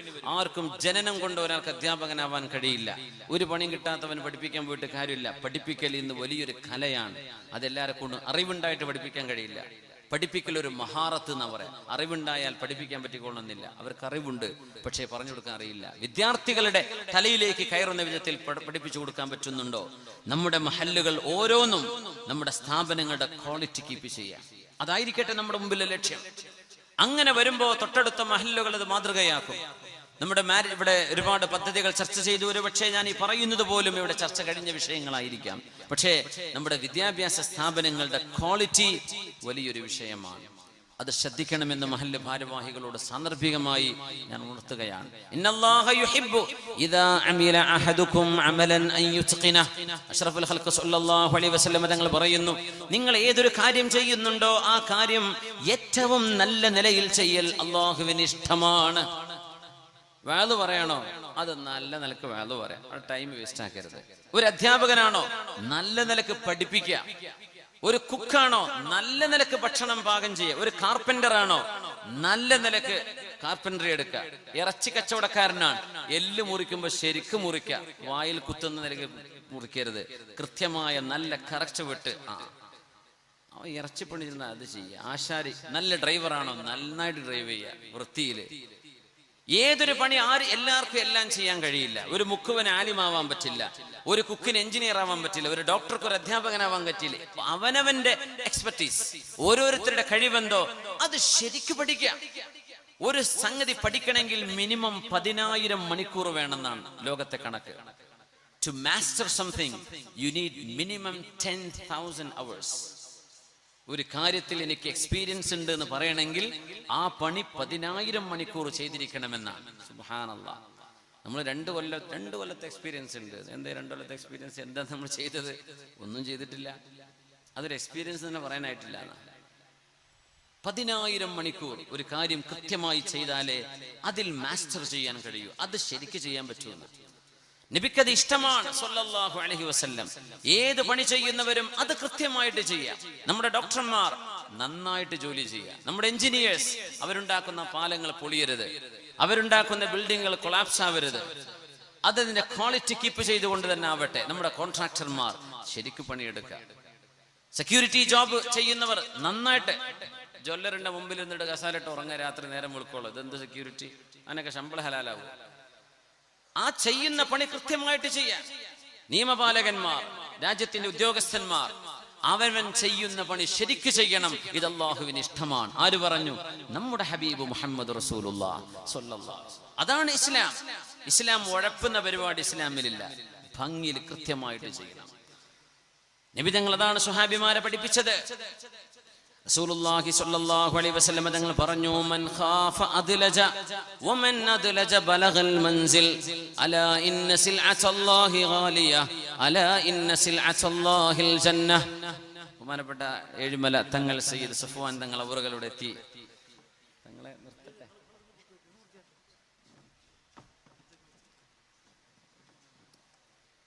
തങ്ങൾ പൂർത്തിയാക്കാൻ സംബന്ധം തന്നു. നമ്മൾ തുടങ്ങിയിടത്തേക്ക് എത്തുകയാണെങ്കിൽ 37 മിനിറ്റ് വേണം. അത്ര നേരം തങ്ങളെ വിഷമിപ്പിക്കുന്നത് ശരിയാണോ? നമ്മൾ 22-ലല്ലേ തുടങ്ങിയത്? 9:22. 11:22 എത്തുമ്പോൾ 2 മണിക്കൂറാവും. പക്ഷേ തങ്ങളുടെ നല്ല രസമുള്ള ഉപദേശം ഉണ്ടാവും. അതിലെല്ലാം ജാമ്യവും മാന്യമായ കുറേ കാര്യങ്ങൾ പഠിക്കാനുണ്ടാവും. ഇൻഷാ അല്ലാഹ്. അള്ളാഹു കാര്യങ്ങൾ ഭംഗിയാക്കി തരട്ടെ. നമ്മുടെ ദുആ മജ്ലിസ് അള്ളാഹു സ്വീകരിക്കട്ടെ. റസൂലുള്ളാഹി തങ്ങൾ പഠിപ്പിച്ചു, ബിസ്മില്ലാഹിർ റഹ്മാനിർ റഹീം. ومن أراد الآخرة وسعى لها سعيها وهو مؤمن فأولئك كان سعيهم مشكورا. ومن أراد الآخرة ആർക്കാണ് പരലോകം വേണ്ടതെങ്കിൽ, പരലോകം ആഖിറം രക്ഷപ്പെടണം എന്നാഗ്രഹിക്കുന്നവർ, വസഅലഹാ സഅയഹാ, ആഗ്രഹിച്ചാൽ മാത്രം പോരാ, അതിന് അധ്വാനിക്കും വേണം. വഹുവ മുഅ്മിനുൻ, ഈമാനും വേണം. മുഅ്മിനായ അല്ലാഹു ഏകനാണ്, മുഹമ്മദ് റസൂലുള്ളാഹി അള്ളാഹിന്റെ തിരുദൂതരാണ്, ഇത് വിശ്വസിച്ചാൽക്കേ നാളെ പരലോകത്ത് രക്ഷപ്പെടാൻ കഴിയൂ. സർവമത സത്യവാദം നമുക്ക് പറയാൻ കഴിയില്ല ഇസ്ലാമിന്റെ ലേബലിൽ നിന്നുകൊണ്ട്. ഇന്ന ദീന ഇൻദല്ലാഹിൽ ഇസ്ലാം, അള്ളാഹു സ്വീകരിക്കുന്നത് ഇസ്ലാം മാത്രമാണ്. ومن أراد الآخرة وسعى لها سعيها وهو مؤمن فأولئك كان سعيهم مشكورا. പരലോകം വേണമെന്ന് ആഗ്രഹിക്കുകയും അതിനു വേണ്ടി പ്രവർത്തിക്കുകയും ചെയ്തു ഈമാനുള്ള അവസ്ഥയിൽ, ഫഉലൈക കാന സഅയുഹും മഷ്കൂറാ, അവരുടെ അധ്വാനത്തിന് അല്ലാഹു നാളെ കൂലി കൊടുക്കും. അങ്ങനത്തെ ഒരു അധ്വാനമായി നമ്മുടെ ഇരുത്തം അല്ലാഹു സ്വീകരിക്കട്ടെ. ചൂടുക്കണ്ടോ? ചെറിയ വിങ്ങലൊക്കെ ഉണ്ടല്ലേ? ലോകത്ത് ഗ്ലോബൽ വാർമിംഗ് ലോകത്ത് ചൂട് കൂടിക്കൊണ്ടിരിക്കുക, എല്ലായിടത്തും ലോകത്ത് ചൂട് കൂടിക്കൊണ്ടിരിക്കുക. എൻ്റെ കൂടെ പഠിപ്പിക്കുന്ന കാനഡയിലെ ഒരു അധ്യാപകൻ ഇപ്പോൾ ഇന്നലെ മിനിഞ്ഞാന്ന് ഞങ്ങളൊക്കെ യാത്ര പിരിഞ്ഞ് പോവുകയാണ്. അപ്പോൾ ഞാൻ കാനഡയിലേക്ക് പോവുകയാണ്. അദ്ദേഹത്തിൻ്റെ പിതാവ് ഒരു പൈലറ്റാണ്. അപ്പോൾ കാനഡയിൽ ചൂടാണിപ്പോൾ 31 ഡിഗ്രിയാണെന്ന് പറയുന്നത്. Summer 31 degree. ഇത്രയും എൻ്റെ ലൈഫിൽ ഇത്ര ചൂട് അവിടെ ഉണ്ടായിട്ടില്ല, 31 ഡിഗ്രി. അപ്പം അവിടെയൊക്കെ -1 -2, വിൻ്ററിലാണെങ്കിൽ -10, 15, 20 പോകുന്ന ആ ഒരു നാടിൽ 31 ഡിഗ്രി ചൂട് എന്ന് പറഞ്ഞാൽ അതൊരു വലിയ അള്ളാഹുവിൻ്റെ വാർണിംഗ് ആണ്. Global warming is A global warning. അള്ളാഹുവിൻ്റെ ഒരു താക്കീതാണെന്നാണ് ഈ ലോകത്തനുഭവിക്കുന്ന ചൂട്. മഞ്ഞുമലകളൊക്കെ ഉറഞ്ഞ് വെള്ളമായി മാറി ലോകത്തെ കടൽ ജലമൊക്കെ കരയിലേക്ക് കരകവിഞ്ഞൊഴുകും. ആർട്ടിക്കയിലും അന്റാർട്ടിക്കയിലുമുള്ള ഐസ് ഗ്ലേഷ്യേഴ്സ്, നമ്മൾ കാണുന്ന ഐസ് മലകളുണ്ട്, ഐസ് പർവ്വതങ്ങൾ, ഇതൊക്കെ വെള്ളമായി മാറിയാൽ നമ്മുടെ സമുദ്രജലം, കോഴിക്കോട് സിറ്റിയൊക്കെ 1 മീറ്റർ കടൽ ജലം കൂടിയാൽ സിറ്റി വെള്ളത്തിലാണ്. ഏത് മുനിസിപ്പാലിറ്റിക്ക് അടിച്ചു ഒഴിവാക്കാൻ പറ്റിയ വെള്ളമൊക്കെ ഒന്നും ചെയ്യാൻ പറ്റില്ല കടൽ ജലം കൂടിയാൽ. ലോകത്തിന്റെ മൊത്തം ജലനിരപ്പ് കൂടാൻ പോവുകയാണ്. അപ്പൊ ചൂട് ലോകത്ത് കൂടുന്നുണ്ട്. നമ്മുടെ നാട്ടിലൊക്കെ ചൂടായി. സുബ്ഹാനല്ലാഹ്. ഇപ്പൊ AC വെക്കാന്ന് പറഞ്ഞ ഒരു അഹങ്കാരമൊന്നുമല്ല, അതിപ്പോ ആവശ്യമായിട്ട് മാറിക്കഴിഞ്ഞു. സുബ്ഹാനല്ലാഹ് അല്ലേ? നമ്മുടെ പള്ളിയിലൊക്കെ AC ഒക്കെ വെച്ചു തുടങ്ങിയില്ലേ? ഓണക്കാരും വിടില്ല എന്ന് മാത്രം. അപ്പോ ഏതായിരുന്നാലും ഇന്ന് ചില അവസ്ഥകൾ അങ്ങനെയാണ്. ചൂട് ടെമ്പറേച്ചർ കൊണ്ട് ചൊറിഞ്ഞു മാന്തിയിട്ടൊക്കെ പിന്നെ നിസ്കരിക്കാം. സുബ്ഹാനല്ലാഹ്. പണ്ടൊക്കെ അതൊരു അഹങ്കാരമായിട്ട് തോന്നിയിരുന്നു AC വേണമെന്നൊക്കെ പറഞ്ഞാൽ. അത് ആവശ്യമായി ചൂട് കൂടുകയാണ്. ഈ ചൂട് കൂടുന്നത് ലോകത്തിന്റെ താപനം വർദ്ധിക്കുന്നത് പ്രപഞ്ചത്തിന്റെ അറ്റ്മോസ്ഫിയറിൽ വരുന്ന അസന്തുലിതാവസ്ഥയാണ്. ഓസോൺ പാളികൾക്ക് തുരങ്കങ്ങൾ ഉണ്ടായി കഴിഞ്ഞു. സുബ്ഹാനല്ലാഹ്. ളഹറൽ ഫസാദു ഫിൽ ബർരി വൽ ബഹരി ബിമാ കസബത് ഐദിന്നാസ്. നമ്മൾ ചെയ്ത ദുരന്തങ്ങളാണ് ഇതിന്റെ കാരണമെന്ന് പരിശുദ്ധ ഖുർആൻ. അതുകൊണ്ട് പരലോകം ആഗ്രഹിക്കുകയും അതിനുവേണ്ടി അധ്വാനിക്കുകയും ചെയ്യുന്ന ആളുകൾ അവര് ആലിൽ ഹിമ്മ, നല്ല മനക്കരുത്തുള്ളവരാകണം. ഉയർന്ന ചിന്തകളും ഉദാത്തമായ മാതൃകകളും എന്ന വിഷയമാണ് നമ്മൾ ചർച്ച ചെയ്തുകൊണ്ടിരിക്കുന്നത്. തിരുമേനി സ്വല്ലല്ലാഹു അലൈഹി വസല്ലമ തങ്ങൾ കടുത്ത തീരുമാനങ്ങൾ, നബിതങ്ങൾ ഒരു തീരുമാനമെടുത്തു കഴിഞ്ഞാൽ പിന്നെ പിറകോട്ടില്ല. നമ്മൾ ഒരു വിഷയം ഡിസ്കഷൻ നടക്കുന്നൊരു ടേബിൾ ഡിസ്കഷൻ, നമ്മളൊരു വിഷയം ചർച്ച നടക്കുമ്പോൾ പലതുമാകാം. പക്ഷെ ആ തീരുമാനം ആ ചർച്ച ഒരു തീരുമാനമായി മാറിയാൽ പിന്നെ പിറകോട്ട് പോകരുത്. ഉഹദ് യുദ്ധം നടക്കുന്ന നേരം ഞാൻ നേരത്തെ സൂചിപ്പിച്ചു, ഈ സംഭവം വരാനിരിക്കുന്നു. റസൂലുള്ളാഹി സ്വല്ലല്ലാഹു അലൈഹി വസല്ലം തങ്ങൾ സ്വഹാബിമാരോട് ചർച്ച ചെയ്യുന്നു. ദാ ഖുറൈശികൾ നമ്മൾ ആക്രമിക്കാൻ വരുന്നുണ്ട്, അവർ ഉഹദ് വരെ എത്തിയിട്ടുണ്ട്. അവര് മദീനയിലേക്ക് വന്നാൽ ഇവിടെ നിന്ന് നമ്മൾ മദീനയിൽ നിന്നുകൊണ്ട് ഡിഫെൻഡ് ചെയ്യണോ? അതല്ല, ഉഹദ് എന്ന മദീനക്ക് പുറത്താണ്. മദീനക്ക് പുറത്താണ് അന്ന് ഉഹദ്. ഇന്നും മദീനയുടെ ഭാഗമായിട്ടാണ് നമ്മൾ കാണുക. ജന്നത്തുൽ ബഖീഇന്റെ ഏകദേശം പകുതിയിലാണ് ഉസ്മാൻ ഇബ്നു അഫ്ഫാൻ റളിയല്ലാഹു അൻഹുവിനെ മറവ് ചെയ്തത്, അല്ലേ? ഉസ്മാൻ തങ്ങളുടെ ചരിത്രം പഠിച്ചാൽ മനസ്സിലാകും. ഉസ്മാൻ തങ്ങളെ അന്നത്തെ രാഷ്ട്രീയ പ്രതിയോഗികൾ ദാരുണമായി വെട്ടി കൊലപ്പെടുത്തിയിട്ട് ആ മഹാനുഭാവൻ ഷഹീദായിട്ട് 3 ദിവസം മറവ് ചെയ്യാതെ മദീനക്ക് പുറത്തു കൊണ്ടുപോയി മറവ് ചെയ്തു എന്നാണ്. പക്ഷെ ഇന്ന് ജന്നത്തുൽ ബഖീ വികസിപ്പിച്ചപ്പോ അത് മദീനയുടെ ഭാഗമാണ്, ജന്നത്തുൽ ബഖീഇന്റെ ഭാഗമാണ്. ഉസ്മാൻ തങ്ങളുടെ ആ ഖബർ നിൽക്കുന്ന ഭാഗം സത്യത്തിൽ പഴയ മദീനയുടെ കണക്ക് പ്രകാരം മദീനക്ക് പുറത്താണ്. പക്ഷെ ഇപ്പത് മദീനക്ക് അകമാണ്. ഉഹദിൽ പോയി യുദ്ധം ചെയ്യണോ, മദീനന്റെ ഉള്ളിൽ നിൽക്കണോ? തങ്ങൾ ആഗ്രഹിച്ചത് മദീനയിൽ നിന്ന് ഡിഫെൻഡ് ചെയ്യാമെന്ന. സ്വഹാബികൾ പറഞ്ഞു, നബിയെ, ചെറുപ്പക്കാര് പറഞ്ഞു, നമുക്ക് അങ്ങോട്ട് പോകാം, അവിടെ ചെന്നവർക്ക് കാണിച്ചു കൊടുക്കാന്ന് പറഞ്ഞു. റസൂലുള്ളാഹി തങ്ങളുടെ ആഗ്രഹം അതായിരുന്നില്ല. സ്വഹാബികളൊക്കെ നിർബന്ധിച്ചു, നബിയെ, നമുക്ക് ഉഹദിലേക്ക് പോകാം. അങ്ങനെ നബി തങ്ങൾ സ്വഹാബിമാരോട് ഖുതുബ നിർവഹിച്ചു. ഖുതുബ നിർവഹിച്ചിട്ട് മുസ്ലിമീങ്ങൾക്ക് നിസ്കാരത്തിന് നേതൃത്വവും കൊടുത്തിട്ട് മുത്തുനബി തങ്ങൾ അവിടുത്തെ വീട്ടിലേക്ക് ചെന്നു, കയറി ചെന്നു. സ്വഹാബിമാരൊക്കെ പള്ളിയിൽ കാത്തിരിക്കുകയാണ്. നബി തങ്ങൾ ആയുധം അണിഞ്ഞ്, നബി തങ്ങളുടെ യുദ്ധത്തിന്റെ ആർമർ അണിഞ്ഞിട്ട് നബി തങ്ങൾ പുറത്തു വന്നു. നബി തങ്ങളുടെ ആർമർ ധരിച്ച്, യുദ്ധത്തിൽ ധരിക്കുന്ന പടയങ്കി ധരിച്ചിട്ട് നബി തങ്ങൾ പുറത്തു വന്നു. സ്വഹാബിമാരെ പള്ളിയിലാണ്. തങ്ങൾ ജുമുഅ കഴിഞ്ഞ് നിസ്കാരം കഴിഞ്ഞ് ഈ സംഭവം സ്വഹാബികൾ തീരുമാനിച്ചു, നമ്മൾ ഉഹദിലേക്ക് പോവുകയാണ്. തങ്ങളുടെ ആഗ്രഹം മദീനയിൽ നിന്ന് ഡിഫെൻഡ് ചെയ്യാമെന്നാണ്. പക്ഷേ സ്വഹാബത്തിന്റെ ഇഷ്ടത്തിനൊത്ത് നബി തങ്ങൾ നിന്നു. അവർ തീരുമാനമായി തങ്ങൾ ഉടനെ ചെന്ന് യുദ്ധത്തിന്റെ വസ്ത്രമണിഞ്ഞാ പുറത്തു വരുന്നത്. സ്വഹാബിമാരൊക്കെ ഞെട്ടിപ്പോയി. റബ്ബേ, നബി തങ്ങൾ ഇത്ര പെട്ടെന്ന് ഒരുങ്ങിയോ? നമ്മൾ ചർച്ച പറഞ്ഞിട്ടല്ലേ, ചെയ്തിട്ടല്ലേ ഉള്ളൂ, തങ്ങൾ തീരുമാനിച്ചുറച്ചോ? അല്ലാഹുവിന്റെ റസൂൽ സ്വല്ലല്ലാഹു അലൈഹി വസല്ലമ തങ്ങൾ യുദ്ധത്തിനൊരുങ്ങി എന്ന് കണ്ടപ്പോ സ്വഹാബിമാർക്കൊരു വിഷമമായി. നബി തങ്ങളുടെ ആഗ്രഹത്തിനെതിരാണ് നമ്മൾ അഭിപ്രായം പറഞ്ഞത്. ഹബീബിന്റെ ആഗ്രഹം സ്വല്ലല്ലാഹു അലൈഹി വസല്ലം മദീനയിൽ നിൽക്കാനാണ്. നമ്മൾ ആ നബി തങ്ങളോട് പുറത്തു പോകാം, ഉഹദിലേക്ക് പോകാം എന്ന് പറഞ്ഞത്. അതിൽ സ്വഹാബിമാർക്ക് ചെറിയൊരു വിഷമമുണ്ടായി. മാ കാന ലനാ അൻ നുഖാലിഫക വലാ നസ്തഹരിക വലാ നസ്തകരിഹക അലൽ ഖുറൂജി ഫസ്ന മാ ശിഅത ഉംകുസ് കമാ അമർതനാ. നബിയെ, ഞങ്ങളോട് മാപ്പാക്കണം. അങ്ങ് ആഗ്രഹിക്കുന്ന പോലെ നമുക്ക് മദീനയിൽ യുദ്ധം ചെയ്യാം. അങ്ങയെ ഞങ്ങൾ നിർബന്ധിച്ചു എന്ന് തോന്നരുത് നബിയെ, അങ്ങയുടെ ഇഷ്ടം നടന്നോട്ടെ എന്ന് സ്വഹാബിമാര് ഹബീബിന്റെ ഒരുക്കം കണ്ടപ്പോൾ നബി തങ്ങളോട് പറഞ്ഞു. പക്ഷേ ഹബീബ് മനക്കരുത്തുള്ളവരാണ്. അഷ്റഫുൽ ഖൽഖ് തങ്ങളെ പഠിപ്പിച്ചത് ഫഇദാ അസംത ഫതവക്കൽ അലല്ലാഹ്. അല്ലാഹുവിന്റെ വചനമാണത്. ഒരു കാര്യം തീരുമാനിച്ചാൽ മുന്നിട്ടിറങ്ങുക, അല്ലാഹുവിനെ ഭരമേൽപ്പിക്കുക. അങ്ങനെ നബി തങ്ങൾ യുദ്ധത്തിന്റെ വസ്ത്രമണിഞ്ഞാണ് നിൽക്കുന്നത്. നബി തങ്ങൾ പറഞ്ഞു, നമുക്ക് ഉഹദിലേക്ക് പോകാം. സ്വഹാബിമാര് പലരും പറഞ്ഞു, വേണ്ട നബിയെ, അങ്ങ് ഞങ്ങളുടെ നിർബന്ധത്തിന് വഴങ്ങരുത്, അങ്ങയുടെ ഇഷ്ടം തന്നെ ആയിക്കോട്ടെ നബിയെ, ഞങ്ങളോട് മാപ്പാക്കണം, ഞങ്ങൾ പറഞ്ഞത് ഒഴിവാക്കിക്കോളൂ നബിയെ, നമുക്ക് മദീനയിൽ തന്നെ നിൽക്കാം എന്ന് പറഞ്ഞപ്പോ നബി തങ്ങൾ കൊടുത്തൊരു മറുപടിയുണ്ട്. മാ കാന ലിനബിയിൻ ഇദാ ലബിസ ലഅമതഹു അയ്യളഅഹാ. അള്ളാഹുവിന്റെ നബിമാർക്ക്, പ്രവാചകന്മാർക്ക് ഒരു നിയമമുണ്ട്. ഒരു യുദ്ധമാസന്നമാകുമ്പോൾ ഒരു യുദ്ധവസ്ത്രം അണിഞ്ഞാൽ, ആ വസ്ത്രം അണിഞ്ഞു കഴിഞ്ഞാൽ പിന്നെ ഒരു നബിക്കും അത് താഴെ വെക്കാൻ പാടില്ല. ഹത്താ യഹ്കുമല്ലാഹു ബൈനഹു വബൈന അദുവി. അള്ളാഹു ആ പ്രവാചകനും അവരുടെ ശത്രുവിനും ഇടയിൽ തീരുമാനമെടുക്കുന്നത് വരെ ആ ഒരു പ്രവാചകനും പിന്മാറാൻ പാടില്ല. അതുകൊണ്ട് ഞാൻ എൻ്റെ ലഅ്മത്ത് ധരിച്ചു കഴിഞ്ഞിരിക്കുകയാണ്, ഇത് അഴിച്ചു വെക്കുന്ന പ്രശ്നമില്ല. അങ്ങനെയാണ് ഉഹദിലേക്കുള്ള യാത്രയുണ്ടാകുന്നത്, ഉഹദിൽ വെച്ച് യുദ്ധം നടക്കുന്നത്. റസൂലുള്ളാഹി തങ്ങൾ ധരിച്ചു വെച്ചത് പിന്നെ അഴിക്കാൻ കൂട്ടാക്കിയില്ല. ആ ഒരു മനക്കരുത്ത് ഈ ഉമ്മത്തിന് വേണം.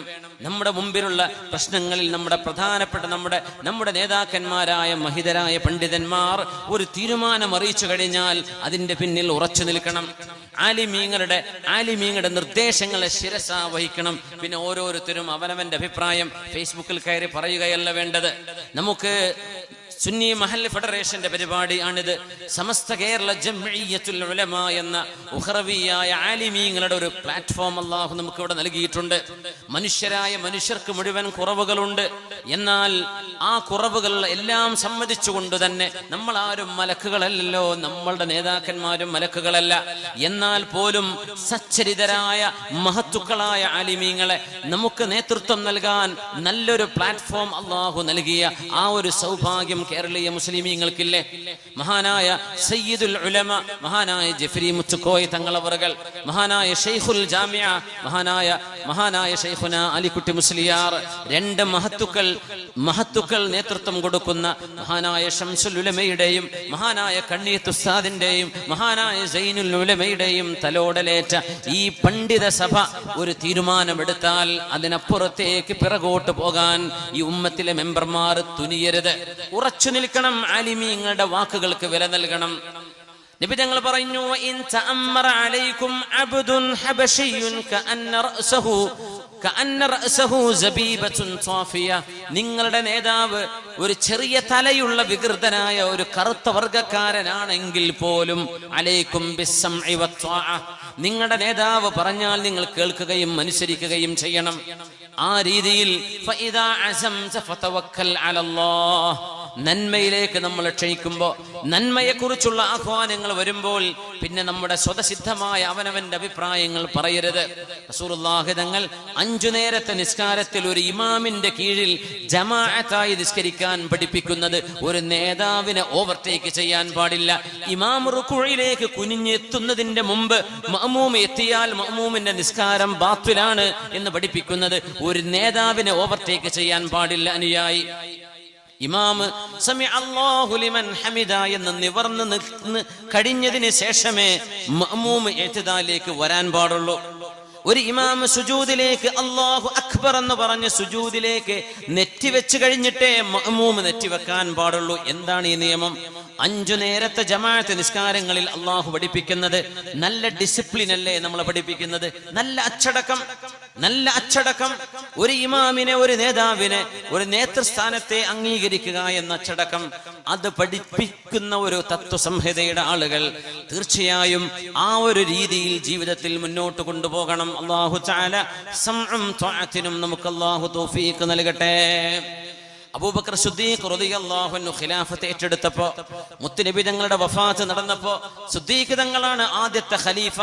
അന്ന് അമീറുൽ മുഅ്മിനീൻ എന്ന് സിദ്ദീഖ് തങ്ങളെ വിളിക്കാറില്ല. സിദ്ദീഖ് തങ്ങളെയല്ല ആദ്യമായി അമീറുൽ മുഅ്മിനീൻ എന്ന് ഖലീഫയെ വിളിക്കപ്പെടുന്നത് ഉമർ ഇബ്നുൽ ഖത്താബ് തങ്ങളെയാണ്. സിദ്ദീഖ് തങ്ങളെ ഖലീഫത്തു റസൂലില്ലാഹ്, റസൂലുള്ളാഹിന്റെ പ്രതിനിധി എന്നാണ് പറയാ സല്ലല്ലാഹു അലൈഹി വസല്ലം. സിദ്ദീഖ് തങ്ങളെ ആരും യാ അമീറുൽ മുഅ്മിനീൻ എന്ന് വിളിച്ചിട്ടില്ല. യാ ഖലീഫത്തു റസൂലില്ലാഹ്, റസൂലുള്ളാഹിന്റെ ഖലീഫയെ. സിദ്ദീഖ് റളിയല്ലാഹു തആല അൻഹുവിന്റെ കാലത്ത് ഒരുപാട് പ്രതിസന്ധികൾ ഉണ്ടായിട്ടുണ്ടല്ലോ. നബി തങ്ങൾ വഫാത്താകുന്നതിന്റെ ഏതാനും ആഴ്ചകൾക്ക് മുമ്പ് റോമിലേക്കൊരു സൈന്യം നബി തങ്ങൾ, റോമൻ ഭാഗത്തു നിന്നുണ്ടാകുന്ന ത്രട്ടുകൾ, അവിടെ നിന്ന് വരുന്ന ഭീഷണികളെ പ്രതിരോധിക്കാൻ മുത്തുനബി തങ്ങൾ ഒരു സൈന്യത്തെ നിയമിച്ചിരുന്നു. ആ സൈന്യത്തിന്റെ നേതാവ് 17 വയസ്സുള്ള സ്വഹാബിയാണ്, മഹാനായ ഉസാമത്ത് ഇബ്നു സൈദ് റളിയല്ലാഹു അൻഹു. 17 വയസ്സുള്ള ആളാണ് 60ഉം 70ഉം വയസ്സുള്ള സ്വഹാബികൾക്ക് നേതാവായി നിന്നത്. അവിടെയും ഒരു പാഠമുണ്ട് നമ്മുടെ വിഷയവുമായി ബന്ധപ്പെട്ട്. ക്വാളിറ്റിയാണ് നോക്കുന്നത്, പ്രായമോ അല്ലെങ്കിൽ വലുപ്പമോ തറവാടോ അല്ല.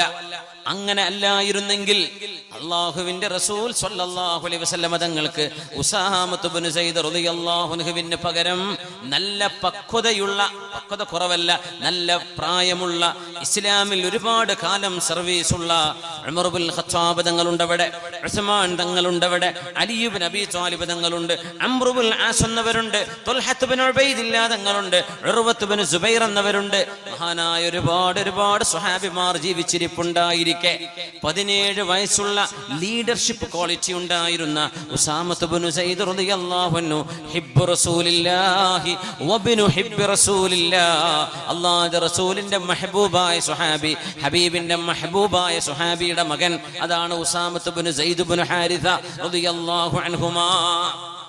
ആ സ്വഹാബിയെ 17കാരനെ ഒരു സൈന്യത്തിന്റെ നേതാവായി നബി തങ്ങൾ നിയോഗിച്ചിട്ടുണ്ട്.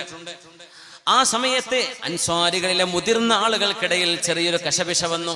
എന്തേ നബി തങ്ങളുടെ കാലം സല്ലല്ലാഹു അലൈഹി വസല്ലം വഫാത്താകുന്നവരെ ഈ സൈന്യം പുറപ്പെടാൻ കഴിഞ്ഞില്ല. പിന്നെ അതിനവസരമുണ്ടാകുന്നത് അബൂബക്കർ സിദ്ദീഖ് റളിയല്ലാഹു അൻഹുവിന്റെ കാലത്താണ്. സ്വഹാബിമാരിൽ ചില ആളുകൾ, മദീനയിലെ അൻസ്വാരികളിൽപ്പെട്ട ആളുകള് മഹാനായ ഉമർ തങ്ങളോട് ചെന്ന് പറഞ്ഞു, ഉമർ റളിയല്ലാഹു അൻഹുവിനോട്, ഇബ്നുൽ ഖത്താബ്, ഉമറേ, നിങ്ങൾ സിദ്ദീഖ് എന്നവരോടൊന്ന് പറയുമോ? ആ ഉസാമത്ത് ഇബ്നു സൈദ് എന്ന ചെറുപ്പക്കാരനെ, ഒരു +2 വിദ്യാർത്ഥിയുടെ പ്രായമല്ലേ ഉള്ളൂ, 17 വയസ്സ്. അവരാണ് ആയിരക്കണക്കിന് വരുന്ന സ്വഹാബത്തിന്റെ സൈന്യത്തെ നയിക്കേണ്ടത്. അത് മദീനയിൽ നിന്ന് തുർക്കി വരെ പോകുന്ന റൂട്ട്, ഇറാഖും കഴിഞ്ഞു പോകണം. 30,000 കിലോമീറ്റർ യാത്ര ചെയ്യണം. ഉസാമത്ത് ഇബ്നു സൈദ് റളിയല്ലാഹു അൻഹുവിനെ മാറ്റിയിട്ട് ഒരു ചെറുപ്പക്കാരനായ ഉസാമ തങ്ങൾക്ക് പകരം നല്ല പ്രായമുള്ള ഒരാളെ ആ സൈന്യത്തിന്റെ നേതാവാക്കിക്കൂടെ എന്ന് ഉമർ തങ്ങളോട് അൻസ്വാരികൾ വന്ന് പറഞ്ഞു. സുബ്ഹാനല്ലാഹ്.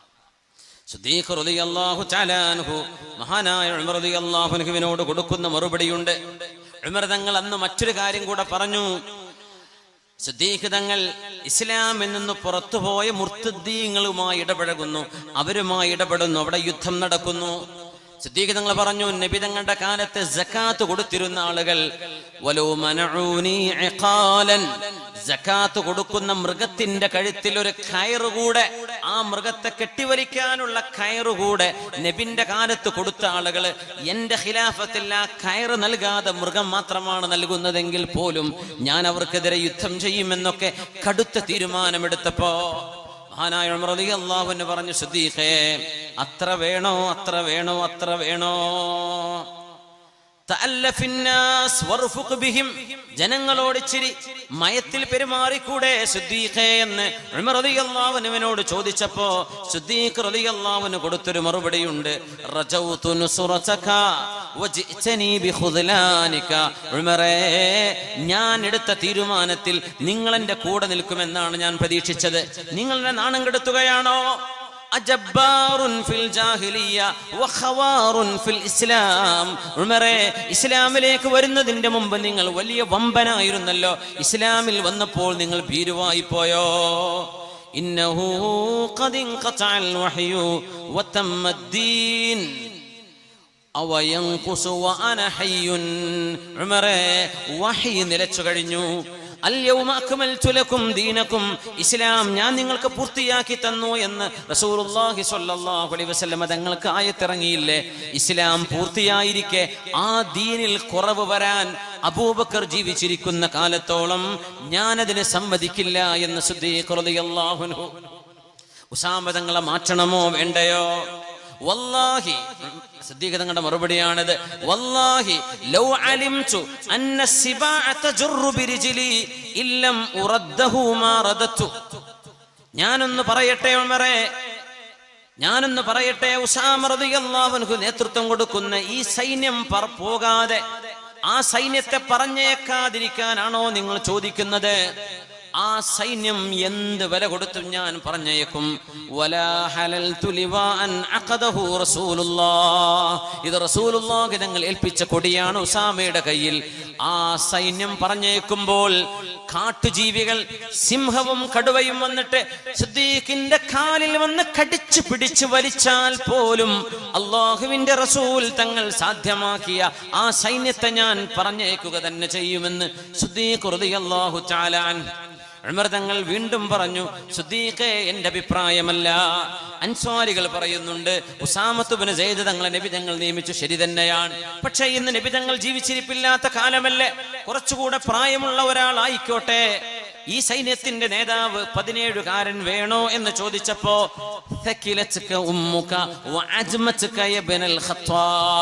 ഉമറേ, നിന്റെ ഉമ്മാക്ക് നിങ്ങൾ നഷ്ടമാകട്ടെ എന്ന് പറഞ്ഞാൽ ഉമ്മ ജീവിച്ചിരിക്കെ മകൻ മരിക്കുന്ന വേദന നിന്റെ ഉമ്മ അനുഭവിക്കട്ടെ എന്ന ഭാഷാർത്ഥം. അത് ഒരു മോശമായ അഭിപ്രായം പറയുമ്പോൾ അറബികൾ പറയുന്ന മറുപടിയാണ്, നിന്റെ ഉമ്മാക്ക് നീ നഷ്ടമാവട്ടെ എന്ന്. ഹദീസിൽ കാണാം,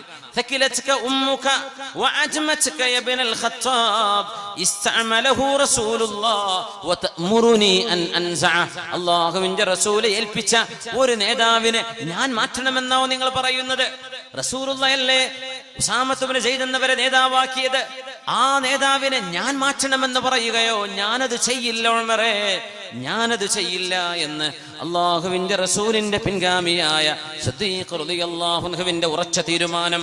അപ്പോഴാണ് ഉമർ എന്നവർ കുറച്ച് കാലം കഴിഞ്ഞ് പറയുന്നുണ്ട്, ഞാൻ അന്നാ ചിന്തിച്ചത് ശരിയായിരുന്നില്ല, സിദ്ദീഖ് റളിയല്ലാഹു അൻഹുവിന്റെ തീരുമാനമായിരുന്നു അന്ന് ഏറ്റവും ഉചിതമായത്. ഫമാ ഹുവ ഇല്ലാ അൻ റഅയ്തു അന്നല്ലാഹ ശറഹ സദ്റ അബീ ബക്രിൻ ലിൽ ഖിതാലി ഹത്താ അറഫ്തു അന്നഹുൽ ഹഖ്. മഹാനായ സിദ്ദീഖ് റളിയല്ലാഹു അൻഹുവിന്റെ തീരുമാനമാണ് ഏറ്റവും നല്ല തീരുമാനം എന്ന് എനിക്കെന്ന് മനസ്സിലായെന്ന് മഹാനായ ഉമർ ഇബ്നുൽ ഖത്താബ് എന്നവർ പിന്നീട് പറയുന്നുണ്ട്. ഉറച്ച തീരുമാനം, ഒരു വിഷയത്തിലേക്ക് ഇറങ്ങിയാൽ അത് പൂർത്തിയാക്കുക. പഠിക്കാൻ ഒരു കോഴ്സ് എടുക്കുന്ന മക്കളുണ്ട്, ബികോം തുടങ്ങും, പിന്നെ അത് MCOM അത് നമുക്ക് എന്ത് ചെയ്യാം, BBA ആക്കാം. ഇല്ല ഞാൻ ഹ്യൂമാനിറ്റീസിന് പോകാം, ഇല്ല ഞാനൊന്ന് എഞ്ചിനീയറിംഗ് നോക്കട്ടെ. ഇങ്ങനെ കോഴ്സുകൾ മാറി മാറി ഒന്നിട്ട് പഠിക്കൂല. വാപ്പാക്കും ഉമ്മാക്കും ചെലവ്. ഒരിടത്ത് പോയാലും ഉറച്ചു നിൽക്കാത്ത ആൾക്കാരുണ്ട്. ഒരു ജോലിക്ക് ചെന്നാൽ കഷ്ടപ്പാടാണ്, ജോലി മാറണം. ഇവിടെ ചെന്നു അവിടെ നിന്നും കഷ്ടപ്പാട്. ദുബൈയിൽ പോയി നോക്കി, ശരി എന്നാ ഖത്തറിൽ പോവാ, എന്നാ ബഹ്റൈനിൽ പോവാ. ഗൾഫ് നാട് മൊത്തം കറങ്ങി തീർന്നവന് പണി ശരിയായിട്ടില്ല. എവിടെയെങ്കിലും ഒന്ന് ഉറച്ചു നിൽക്കണ്ടേ? നമ്മുടെ വിദ്യാർത്ഥിനികൾ പഠനത്തിൽ ഇറങ്ങിയാൽ പിന്നെ പ്രേമവും അതും ഇതും ആലോചിക്കല്ലേ. നിങ്ങൾ പഠിക്കുക. ഇപ്പൊ പഠിക്കേണ്ട സമയമാണ്. കല്യാണ കാലോചന സമയമാകുമ്പോ നല്ലൊരു കുടുംബ ജീവിതം വരും. ഇപ്പൊ അതിനെപ്പറ്റി ചിന്തിക്കല്ലേ.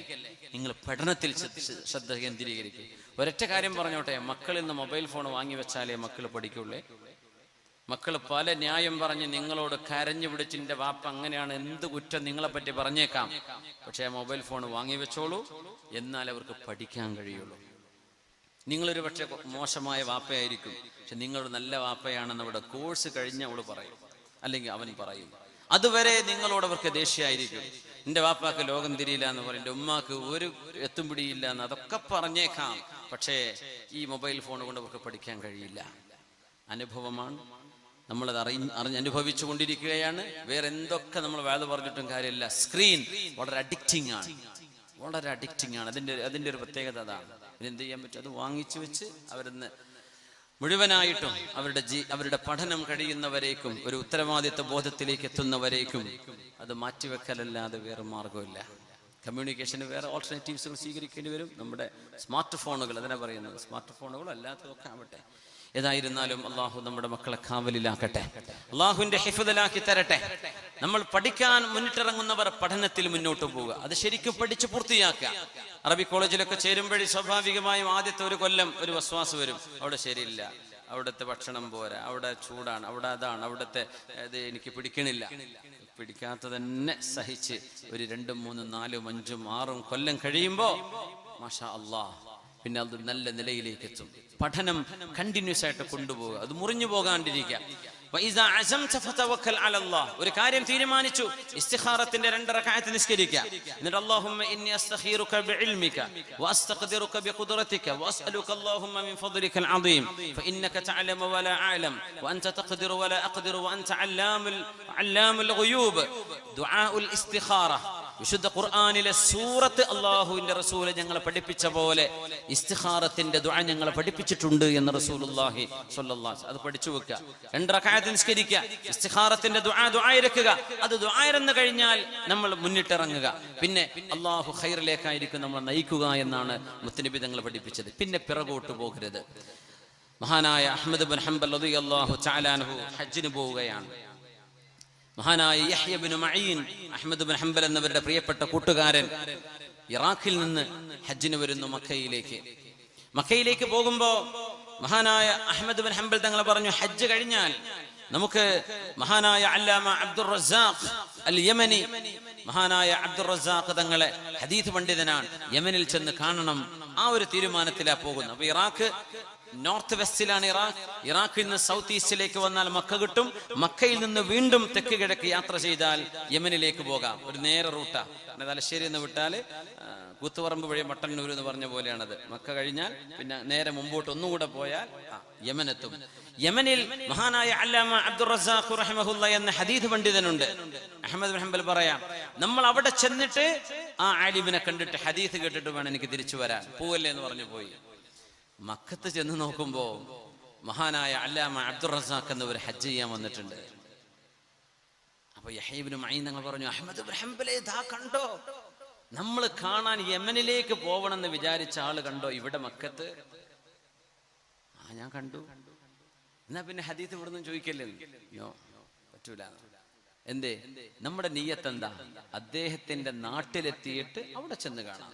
അദ്ദേഹത്തിന് എന്തൊക്കെ തിരക്കുണ്ടാവും, അദ്ദേഹത്തിന് എന്തെല്ലാം കാര്യങ്ങൾ ചെയ്യാനുണ്ടാവും. നമ്മുടെ നിയ്യത്ത് അതല്ലല്ലോ. ഒരാൾ മുമ്പ് ചെന്ന് പെടുമ്പോ അയാൾക്ക് എന്തെല്ലാം സ്ഥലത്ത് പോകാണ്ടാവും. അങ്ങനെ കണ്ടപ്പോ തങ്ങന്മാരൊക്കെ വരുമ്പോൾ പറയില്ലേ, ആ പുരക്കൊന്ന് കയറി, ഈ പുരക്കൊന്ന് കയറി, ഇവിടെ ഇന്നലെ ഒരാൾ മരിച്ചതാണ്, ഇവിടെ നാളെ കല്യാണം നടക്കുകയാണ്. ഒരുപക്ഷെ അവർക്ക് എന്തെല്ലാം തിരക്കുണ്ടാവും, എവിടെയൊക്കെ എത്തേണ്ടി വരും. പെട്ടെന്ന് എത്തിപ്പെടുമ്പോൾ നമ്മൾ കുറേ കാര്യങ്ങൾ എൻഗേജ് ആക്കി ഒരു കാര്യവും നടക്കൂല. വലിയ വിഷമം അനുഭവിക്കുന്നുണ്ട് നമ്മുടെ നേതാക്കന്മാരൊക്കെ. പെട്ടെന്നുണ്ടാകുന്ന പ്ലാനിങ് ഇല്ലാത്ത വിഷയങ്ങൾ. കാലേക്കുട്ടി പ്ലാൻ ചെയ്താൽ ഒരു വലിയ റാഹത്താണ്. പെട്ടെന്ന് വരുന്നല്ലോ, ഇവിടെ കയറാ, പിന്നെ വാല് നടക്കൂല, നമ്മുടെ ക്ലാസ് നടക്കൂല, ഒരു കാര്യവും നടക്കൂല, ഓൺ ടൈം ഒന്നും നടക്കില്ല.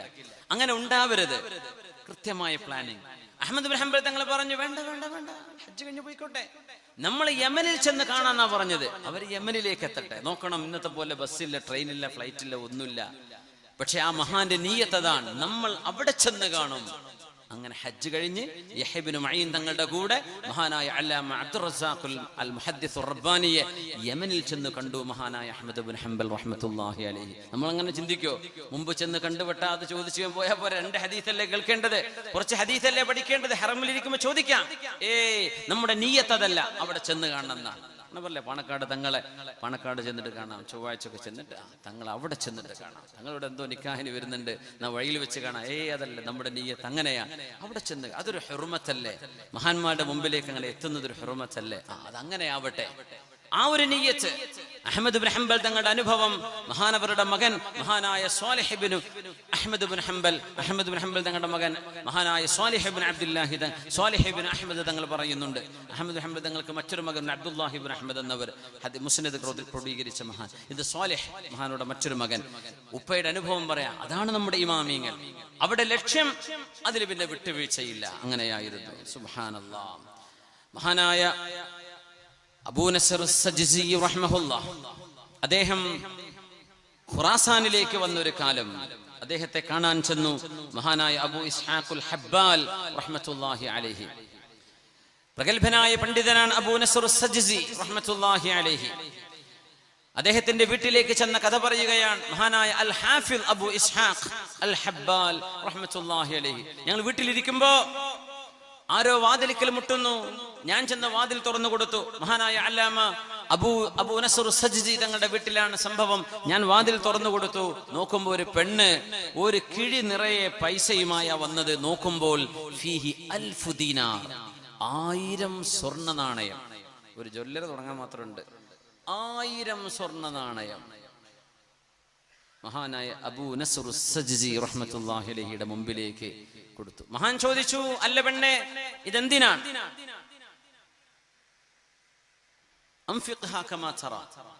നിങ്ങൾക്ക് ഇഷ്ടമുള്ള പോലെ ചെലവഴിച്ചോളൂ എന്ന് പറഞ്ഞു. ആ പെണ്ണ് ഒരു വലിയ ആലിമാൻ, സുമുഖനായ ഒരു ചെറുപ്പക്കാരനാണ്, നല്ല പണ്ഡിതനാണ്. നിങ്ങൾ വേണ്ട വിധത്തിൽ ചെലവഴിച്ചോളൂ. മഹാൻ ചോദിച്ചു, മൽ മഖ്സൂദ്, അല്ല നിന്റെ ലക്ഷ്യം എന്താണ്? അങ്ങനെ ഉണ്ട്, വെറുതെ വന്നിട്ട് 1000 ദീനാർ കൊടുത്തു പോവുക, നീ എന്തിനു വന്നതാണ്? അവര് പറഞ്ഞു, തതസവ്വജുനി, എന്നൊന്ന് കല്യാണം കഴിക്കോ, അതിനു വേണ്ടി വന്നതാണ്. വലാ ഹാജത ലീ ഫി സിവാജി, പക്ഷേ ഒരു ദാമ്പത്യ ജീവിതത്തിൽ കുട്ടികൾ ഉണ്ടാവുക, മക്കൾ ഉണ്ടാവുക, അതൊന്നും എനിക്ക് ആവശ്യമില്ലേ. വലാകിൻ ലി അഖ്ദുമക, നിങ്ങൾക്കൊരു ഖാദിമായിട്ട് ഞാൻ ജീവിക്കാം. നിങ്ങൾക്കൊരു ഭക്ഷണം ഉണ്ടാക്കി തരാനും നിങ്ങളുടെ കാര്യങ്ങളൊക്കെ ചെയ്തു തരാനും ഒരാൾ വീട്ടിൽ വേണ്ടേ? നിങ്ങളുടെ ഒരു വേലക്കാരിയായിട്ട് ഞാൻ ജീവിക്കാം. പക്ഷെ നിങ്ങളുടെ ഭാര്യ ആയാലല്ലേ പറ്റുള്ളൂ. അങ്ങനെ നിങ്ങൾ എന്നെ വിവാഹം ചെയ്യുമോ? ഒരു മുതലാളിയുടെ, വലിയൊരു മുതലാളിയുടെ പെണ്ണാണ് ഈ കൊണ്ടുപോയി കൊടുത്തത്. 1000 ദീനാർ. ദീനാർ സ്വർണ്ണ നാണയമാണ്, ദിർഹം വെള്ളിയാണ്. മഹാനവറുകൾ അബൂ നസ്ർ സജ്സി റഹ്മഹുല്ലാഹ്, മഹാനവറുകൾ നിങ്ങൾ നോക്കിയിട്ട് പറഞ്ഞു, പിന്നെ 1000 ദീനാർ നിങ്ങൾ എടുത്ത് കൊണ്ടുപോയിക്കോളൂ. സുബ്ഹാനല്ലാഹ്. ഖുറാസാനിലാണ് സംഭവം. അപ്പൊ മഹാനായ അബൂ ഇസ്ഹാഖ് അൽ ഹബ്ബാൽ തങ്ങൾ ചോദിച്ചു, അല്ല നിങ്ങൾ എന്തേ ഇപ്പത് ഒഴിവാക്കി വിട്ടത്? 1000 ദീനാറൊക്കെ കിട്ടണമെങ്കിൽ എത്ര കാലം ജോലി ചെയ്യണം?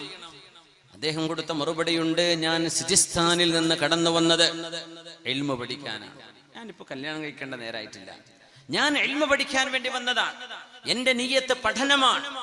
ആ പഠനം നടക്കുന്നതിന്റെ മുമ്പ് വമാ ഊസിറു അലാ സവാബി തലബിൽ ഇൽമി ഷൈആ, ഇൽമ അന്വേഷിച്ചു വരിക എന്ന ഒരു നിയ്യത്തിന് അല്ലാഹു വലിയ കൂലി തരും. ആ കൂലിയിലാണ് ഞാൻ ഇങ്ങോട്ട് വന്നത്. എന്റെ ലക്ഷ്യം അതാണ്. ഇപ്പൊ കല്യാണമല്ല. ഇത് നമ്മുടെ കോളേജിൽ പഠിക്കണം മക്കൾ ആലോചിക്കണം. കോളേജിൽ നിന്ന് വരുമ്പോൾ തന്നെ ബോയ് ഫ്രണ്ടായിട്ടാ വരുന്നത്, ഗേൾ ഫ്രണ്ടായിട്ടാ വരുന്നത്. നിങ്ങൾ പഠിക്കാനാ പോകുന്നത്. ഇൽമ പഠിക്കുന്നവർക്ക് മലായിക്കത്തിന്റെ ദുആയുണ്ട്. അല്ലാഹുവിന്റെ മുഅ്മിനീങ്ങളുടെ സമുദ്രത്തിലെ മത്സ്യങ്ങൾ നിങ്ങൾക്ക് വേണ്ടി ദുആ ചെയ്യുന്നുണ്ട്. നമ്മുടെ പഠനം അല്ലാഹുവിലേക്ക് എത്താനുള്ള പഠനമാണെങ്കിൽ സയൻസ് പഠിച്ചാലും കൂലി കിട്ടും, മാത്സ് പഠിച്ചാലും കൂലി കിട്ടും. എന്തേ? റബ്ബ് തആലയുടെ സത്യവൈഭവം കണ്ടെത്താൻ ഇത് സഹായിക്കുമെങ്കിൽ വമാ യൂസിലു ഇലൽ മഖ്സൂദ്, വഹുവ മഖ്സൂദുൻ, അത് ന്യായമായും കൂലിയുള്ളതാണ്. അപ്പൊ പിന്നെ പ്രേമവും ഒളിച്ചോടലും ചാടിപ്പോരലും കല്യാണം ഒന്നും ആലോചിക്കേണ്ട, നിങ്ങൾ പഠിച്ചിട്ട് വാ. അബൂ നസ്ർ സജ്സി തങ്ങളുടെ മുമ്പിൽ കൊണ്ടുവന്ന 1000 സ്വർണ്ണ നാണയത്തിന്റെ കിഴി കൊടുത്തിട്ട് പറഞ്ഞു, പെണ്ണെ, ഞാൻ നിക്കാഹ് ചെയ്യാനോ വിവാഹിതനാവാനോ അല്ല, ഞാൻ ഖുറാസാനിലേക്ക്, എന്റെ നാട് സിജിസ്ഥാനിൽ നിന്ന് വന്നത് ഇൽമ പഠിക്കാനാണ്. ആ ഒരു ലക്ഷ്യം ഞാൻ പൂർത്തിയായി കഴിഞ്ഞാൽ കല്യാണം പിന്നെയാണ്. അതുകൊണ്ട് ഞാൻ എന്റെ ലക്ഷ്യം വിട്ട് കളിക്കുകയില്ല എന്ന് പറഞ്ഞ അബൂ നസ്ർ സജ്സി റഹ്മത്തുള്ളാഹി അലൈഹി. ഈ ഉന്നതമായ ലക്ഷ്യങ്ങൾ നമ്മുടെ മക്കളിൽ ഉണ്ടാകട്ടെ, നമ്മളിൽ ഉണ്ടാകട്ടെ. ഞാൻ അവസാനിപ്പിക്കുകയാണ്. ഞാൻ നിങ്ങളോട് പറഞ്ഞ സമയത്തിൽ ഇനി 4 മിനിറ്റേ ബാക്കിയുള്ളൂ. ഇൻഷാ അല്ലാഹ് തങ്ങളെ അതും കൂടെ പൂർത്തിയാക്കട്ടെ. റസൂലുള്ളാഹി തങ്ങൾ പറയുന്നു, ഖാല റസൂലുള്ളാഹി സ്വല്ലല്ലാഹു അലൈഹി വസല്ലം, ലൈസ യതഹസ്സറു അഹ്ലുൽ ജന്നതി അലാ ഷൈഇൻ ഇല്ലാ അലാ സഅത്തിൻ മർറത് ബിഹിം ലം യദ്കുറുല്ലാഹ ഫീഹാ. സ്വർഗ്ഗവാസികൾ നാളെ സങ്കടപ്പെടുന്ന ഒരു വിഷയമേ ഉള്ളൂ, ഒറ്റ വിഷയം. സ്വർഗത്തിലെത്തിയ പിന്നെ എന്താ സങ്കടം? പിന്നെ ചില സങ്കടം ഉണ്ടാവുന്ന. സ്വർഗത്തിലെത്തിയാലും സങ്കടം ഉണ്ടാവും. എങ്ങനെ? ലൈസ യതഹസ്സറു അഹ്ലുൽ ജന്നതി അലാ ഷൈഇൻ, സ്വർഗവാസികൾക്ക് സങ്കടം തോന്നുന്ന ഒരു വിഷയമേ ഉള്ളൂ, ഇല്ലാ അലാ സഅത്തിൻ മർറത് ബിഹിം ലം യദ്കുറുല്ലാഹ ഫീഹാ. ജീവിതത്തിൽ സ്വർഗത്തിലെത്താനുള്ള വഴി അള്ളാഹു തന്നു, പക്ഷേ ദുനിയാവിൽ ജീവിച്ചിരിക്കുന്ന കാലത്ത് അള്ളാഹുവിനെ ഓർക്കാതെ പോയ ഒരുപാട് മണിക്കൂറുകൾ ഉണ്ടായിരുന്നു. ആ മണിക്കൂറുകളെ ഓർത്ത്, റബ്ബേ, ഞാൻ ആ നേരത്തൊക്കെ സിനിമ കണ്ടിരുന്ന നേരത്ത് കുറച്ച് ദിക്ർ ചൊല്ലിയിരുന്നെങ്കിൽ ആ ലെവലിൽ എനിക്ക് എത്താമായിരുന്നല്ലോ റബ്ബേ. ഞാൻ ആ തഹജ്ജുദും കൂടെ നിസ്കരിച്ചിരുന്നെങ്കിൽ. നബി തങ്ങൾ പറയാ, സ്വർഗം ശുഹദാക്കൾക്ക് മാത്രമുള്ള സ്വർഗം 100 തട്ടുകളാണെന്നാണ്. ഒരു തട്ടിന്ന് ഇവിടുന്ന് നോക്കിയാൽ നമ്മൾ ആകാശത്തേക്കൽ ആകാശത്തിന്റെ അങ്ങറ്റത്ത് ചെറുതായി മിന്നുന്ന നമ്മുടെ ഭൂമിയെക്കാളും ലക്ഷക്കണക്കിന് വലുപ്പമുള്ള വലിയ നക്ഷത്രങ്ങൾ മിന്നാമിനിങ് പോലെ കാണില്ലേ? അതുപോലെയാണ് സ്വർഗത്തിലെ 2 തട്ടുകൾ. ഇന്നഹും സ്വർഗവാസികളെ യറൗനഹും, സ്വർഗവാസികൾ താഴെയുള്ളവർ മേലുള്ളവർ നോക്കുമ്പോൾ ആ നക്ഷത്രം കാണുന്ന പോലെയാണ്. അതാ വ്യത്യാസം. അപ്പൊ ആലോചിക്കും, റബ്ബേ, ഞാൻ കുറച്ചുകൂടെ നന്മ ചെയ്തിരുന്നെങ്കിൽ അങ്ങോട്ടെത്താൻ. ഇത് ഗൾഫിക്ക് പോണ പോലെ. എങ്ങനെന്നറിയോ? എനിക്ക് വെറുതെ വിസിറ്റ് ചെയ്യാൻ മതി ആദ്യം പറയും. പിന്നെ കഫ്തീരി ആയാലും കുഴപ്പമില്ല എന്ന് പറയും. പിന്നെ പറയെങ്കിൽ സൂപ്പർ മാർക്കറ്റ് ആയാലും കുഴപ്പമില്ല. അവിടെ ചെന്ന് നോക്കുമ്പോഴല്ലേ, റബ്ബേ, ഞാൻ ഈ 800, 1000, 800ന്റെ കോഴി 900ന്റെ കോഴി എന്നൊക്കെയാ പറയവിടെ. ആ ഗ്രാമ കോഴിക്കൊരു വെയിറ്റ് ഉണ്ടല്ലോ. റബ്ബേ, എൻ്റെ ഒപ്പമല്ല, അത്രയും 4ാം ക്ലാസ്സും ഗുസ്തിയുള്ള ആൾക്കാണ് അവിടെ 2000 ആ ജോലിക്ക് കിട്ടേണ്ടത്. ഈ വിസക്ക് വന്ന് ഞാൻ പെട്ടുപോയല്ല റബ്ബേ. ഇവിടുന്ന് പോയത് അങ്ങനെയല്ല, എന്ത് കിട്ടിയാലും നിൽക്കാന്ന് പറഞ്ഞിട്ടാ പോയത്. അവിടെ എത്തുമ്പോ കോലം മാറും. ഇതിനെ സ്വർഗത്തിലെത്തുമ്പോഴും, പടച്ചോനെ, ഇതൊന്നും പോരായിരുന്നു, കുറച്ചും കൂടെ ഉന്നതിയിൽ എത്താമായിരുന്നു. മനുഷ്യൻ കൊതിച്ചു പോകും. നാട്ടിൽ അവിടെ ഗൾഫിലൊക്കെ എത്തുമ്പോൾ പറയില്ലേ, ഒരു ഡിഗ്രി ഒക്കെ ഉണ്ടായിരുന്നു, ഒരു PG എടുത്തിരുന്നെങ്കിൽ. എൻ്റെ അമ്മ എത്ര പറഞ്ഞതാ പഠിക്കാൻ. അന്ന് ഞാൻ മടി പിടിച്ചിട്ട് തലക്ക് പ്രേമം കുടുങ്ങിയ കാലം ഞാൻ പഠിക്കാതെ നടന്നു. ഇപ്പൊ ഞാൻ സങ്കടപ്പെടുകയാണ് അല്ലേ? കൂടുതലുള്ള ആളുകളൊക്കെ നല്ല നല്ല ജോലി, അവരൊക്കെ വരുമ്പോൾ നല്ല നല്ല സർട്ടിഫിക്കറ്റ് ആയിട്ടാ വരുന്നത്. നമ്മൾ 10 വർഷമായിട്ടാണ് പോണത്. ആ ഒരു വ്യത്യാസം ഉണ്ടായി എന്ന് മാത്രം. പഠിക്കാതിരുന്നതിൽ സങ്കടം അവിടെ തോന്നും. പഠിക്കാമായിരുന്നല്ലോ റബ്ബേ എന്ന പോലെ സ്വർഗവാസികൾക്ക് ഒരു സങ്കടം വരും. ഒരുപാട് മണിക്കൂറുകൾ റബ്ബേ ഞാൻ അള്ളാഹുവിനെ ഓർക്കാതെ കഴിച്ചുകൂട്ടിയല്ലോ എന്ന് സ്വർഗവാസികൾ പരിതപിക്കുന്നു എന്ന് റഹ്മാനായ റസൂലുള്ളാഹി സ്വല്ലല്ലാഹു അലൈഹി വസല്ലം. അതുകൊണ്ട് അള്ളാഹുവിന്റെ ഹബീബ് പറയുന്ന ഈ ഒരു ചിന്തയിലേക്ക് നമുക്കൊരിക്കലും നാളെ സങ്കടം വരുന്ന വിധത്തിലാവരുത്. ജീവിതത്തിന്റെ ഈ ഏറ്റവും നിർണായകമായ സമയം, അള്ളാഹു ആരോഗ്യവും ഉന്മേഷവും നൽകുന്ന ഈ സമയം, ഇബാദത്തുകൾക്കും നന്മകൾക്കും ജീവിതത്തിൽ സമുദായത്തിന്, രാജ്യത്തിന് സേവനം ചെയ്യാൻ കഴിയുന്ന നന്മകൾ ചെയ്ത് പ്രൗഢമായി ഉയർന്ന ചിന്തകളും ഉദാത്ത മാതൃകകളും സമൂഹത്തിന് സമർപ്പിക്കാൻ അള്ളാഹു നമുക്ക് തൗഫീക്ക് നൽകട്ടെ. അള്ളാഹു നമ്മെ സജ്ജനങ്ങൾ ചേർത്തി തരട്ടെ. നമ്മുടെ മക്കളിൽ, കുടുംബത്തിൽ, സമുദായത്തിൽ, നമ്മുടെ ആലിമീങ്ങളിൽ, നമ്മുടെ മുതഅല്ലിമീങ്ങളിൽ, നമ്മുടെ സമൂഹത്തിലൊക്കെ അള്ളാഹു നമുക്ക് കൺകുളിർമയ നൽകട്ടെ.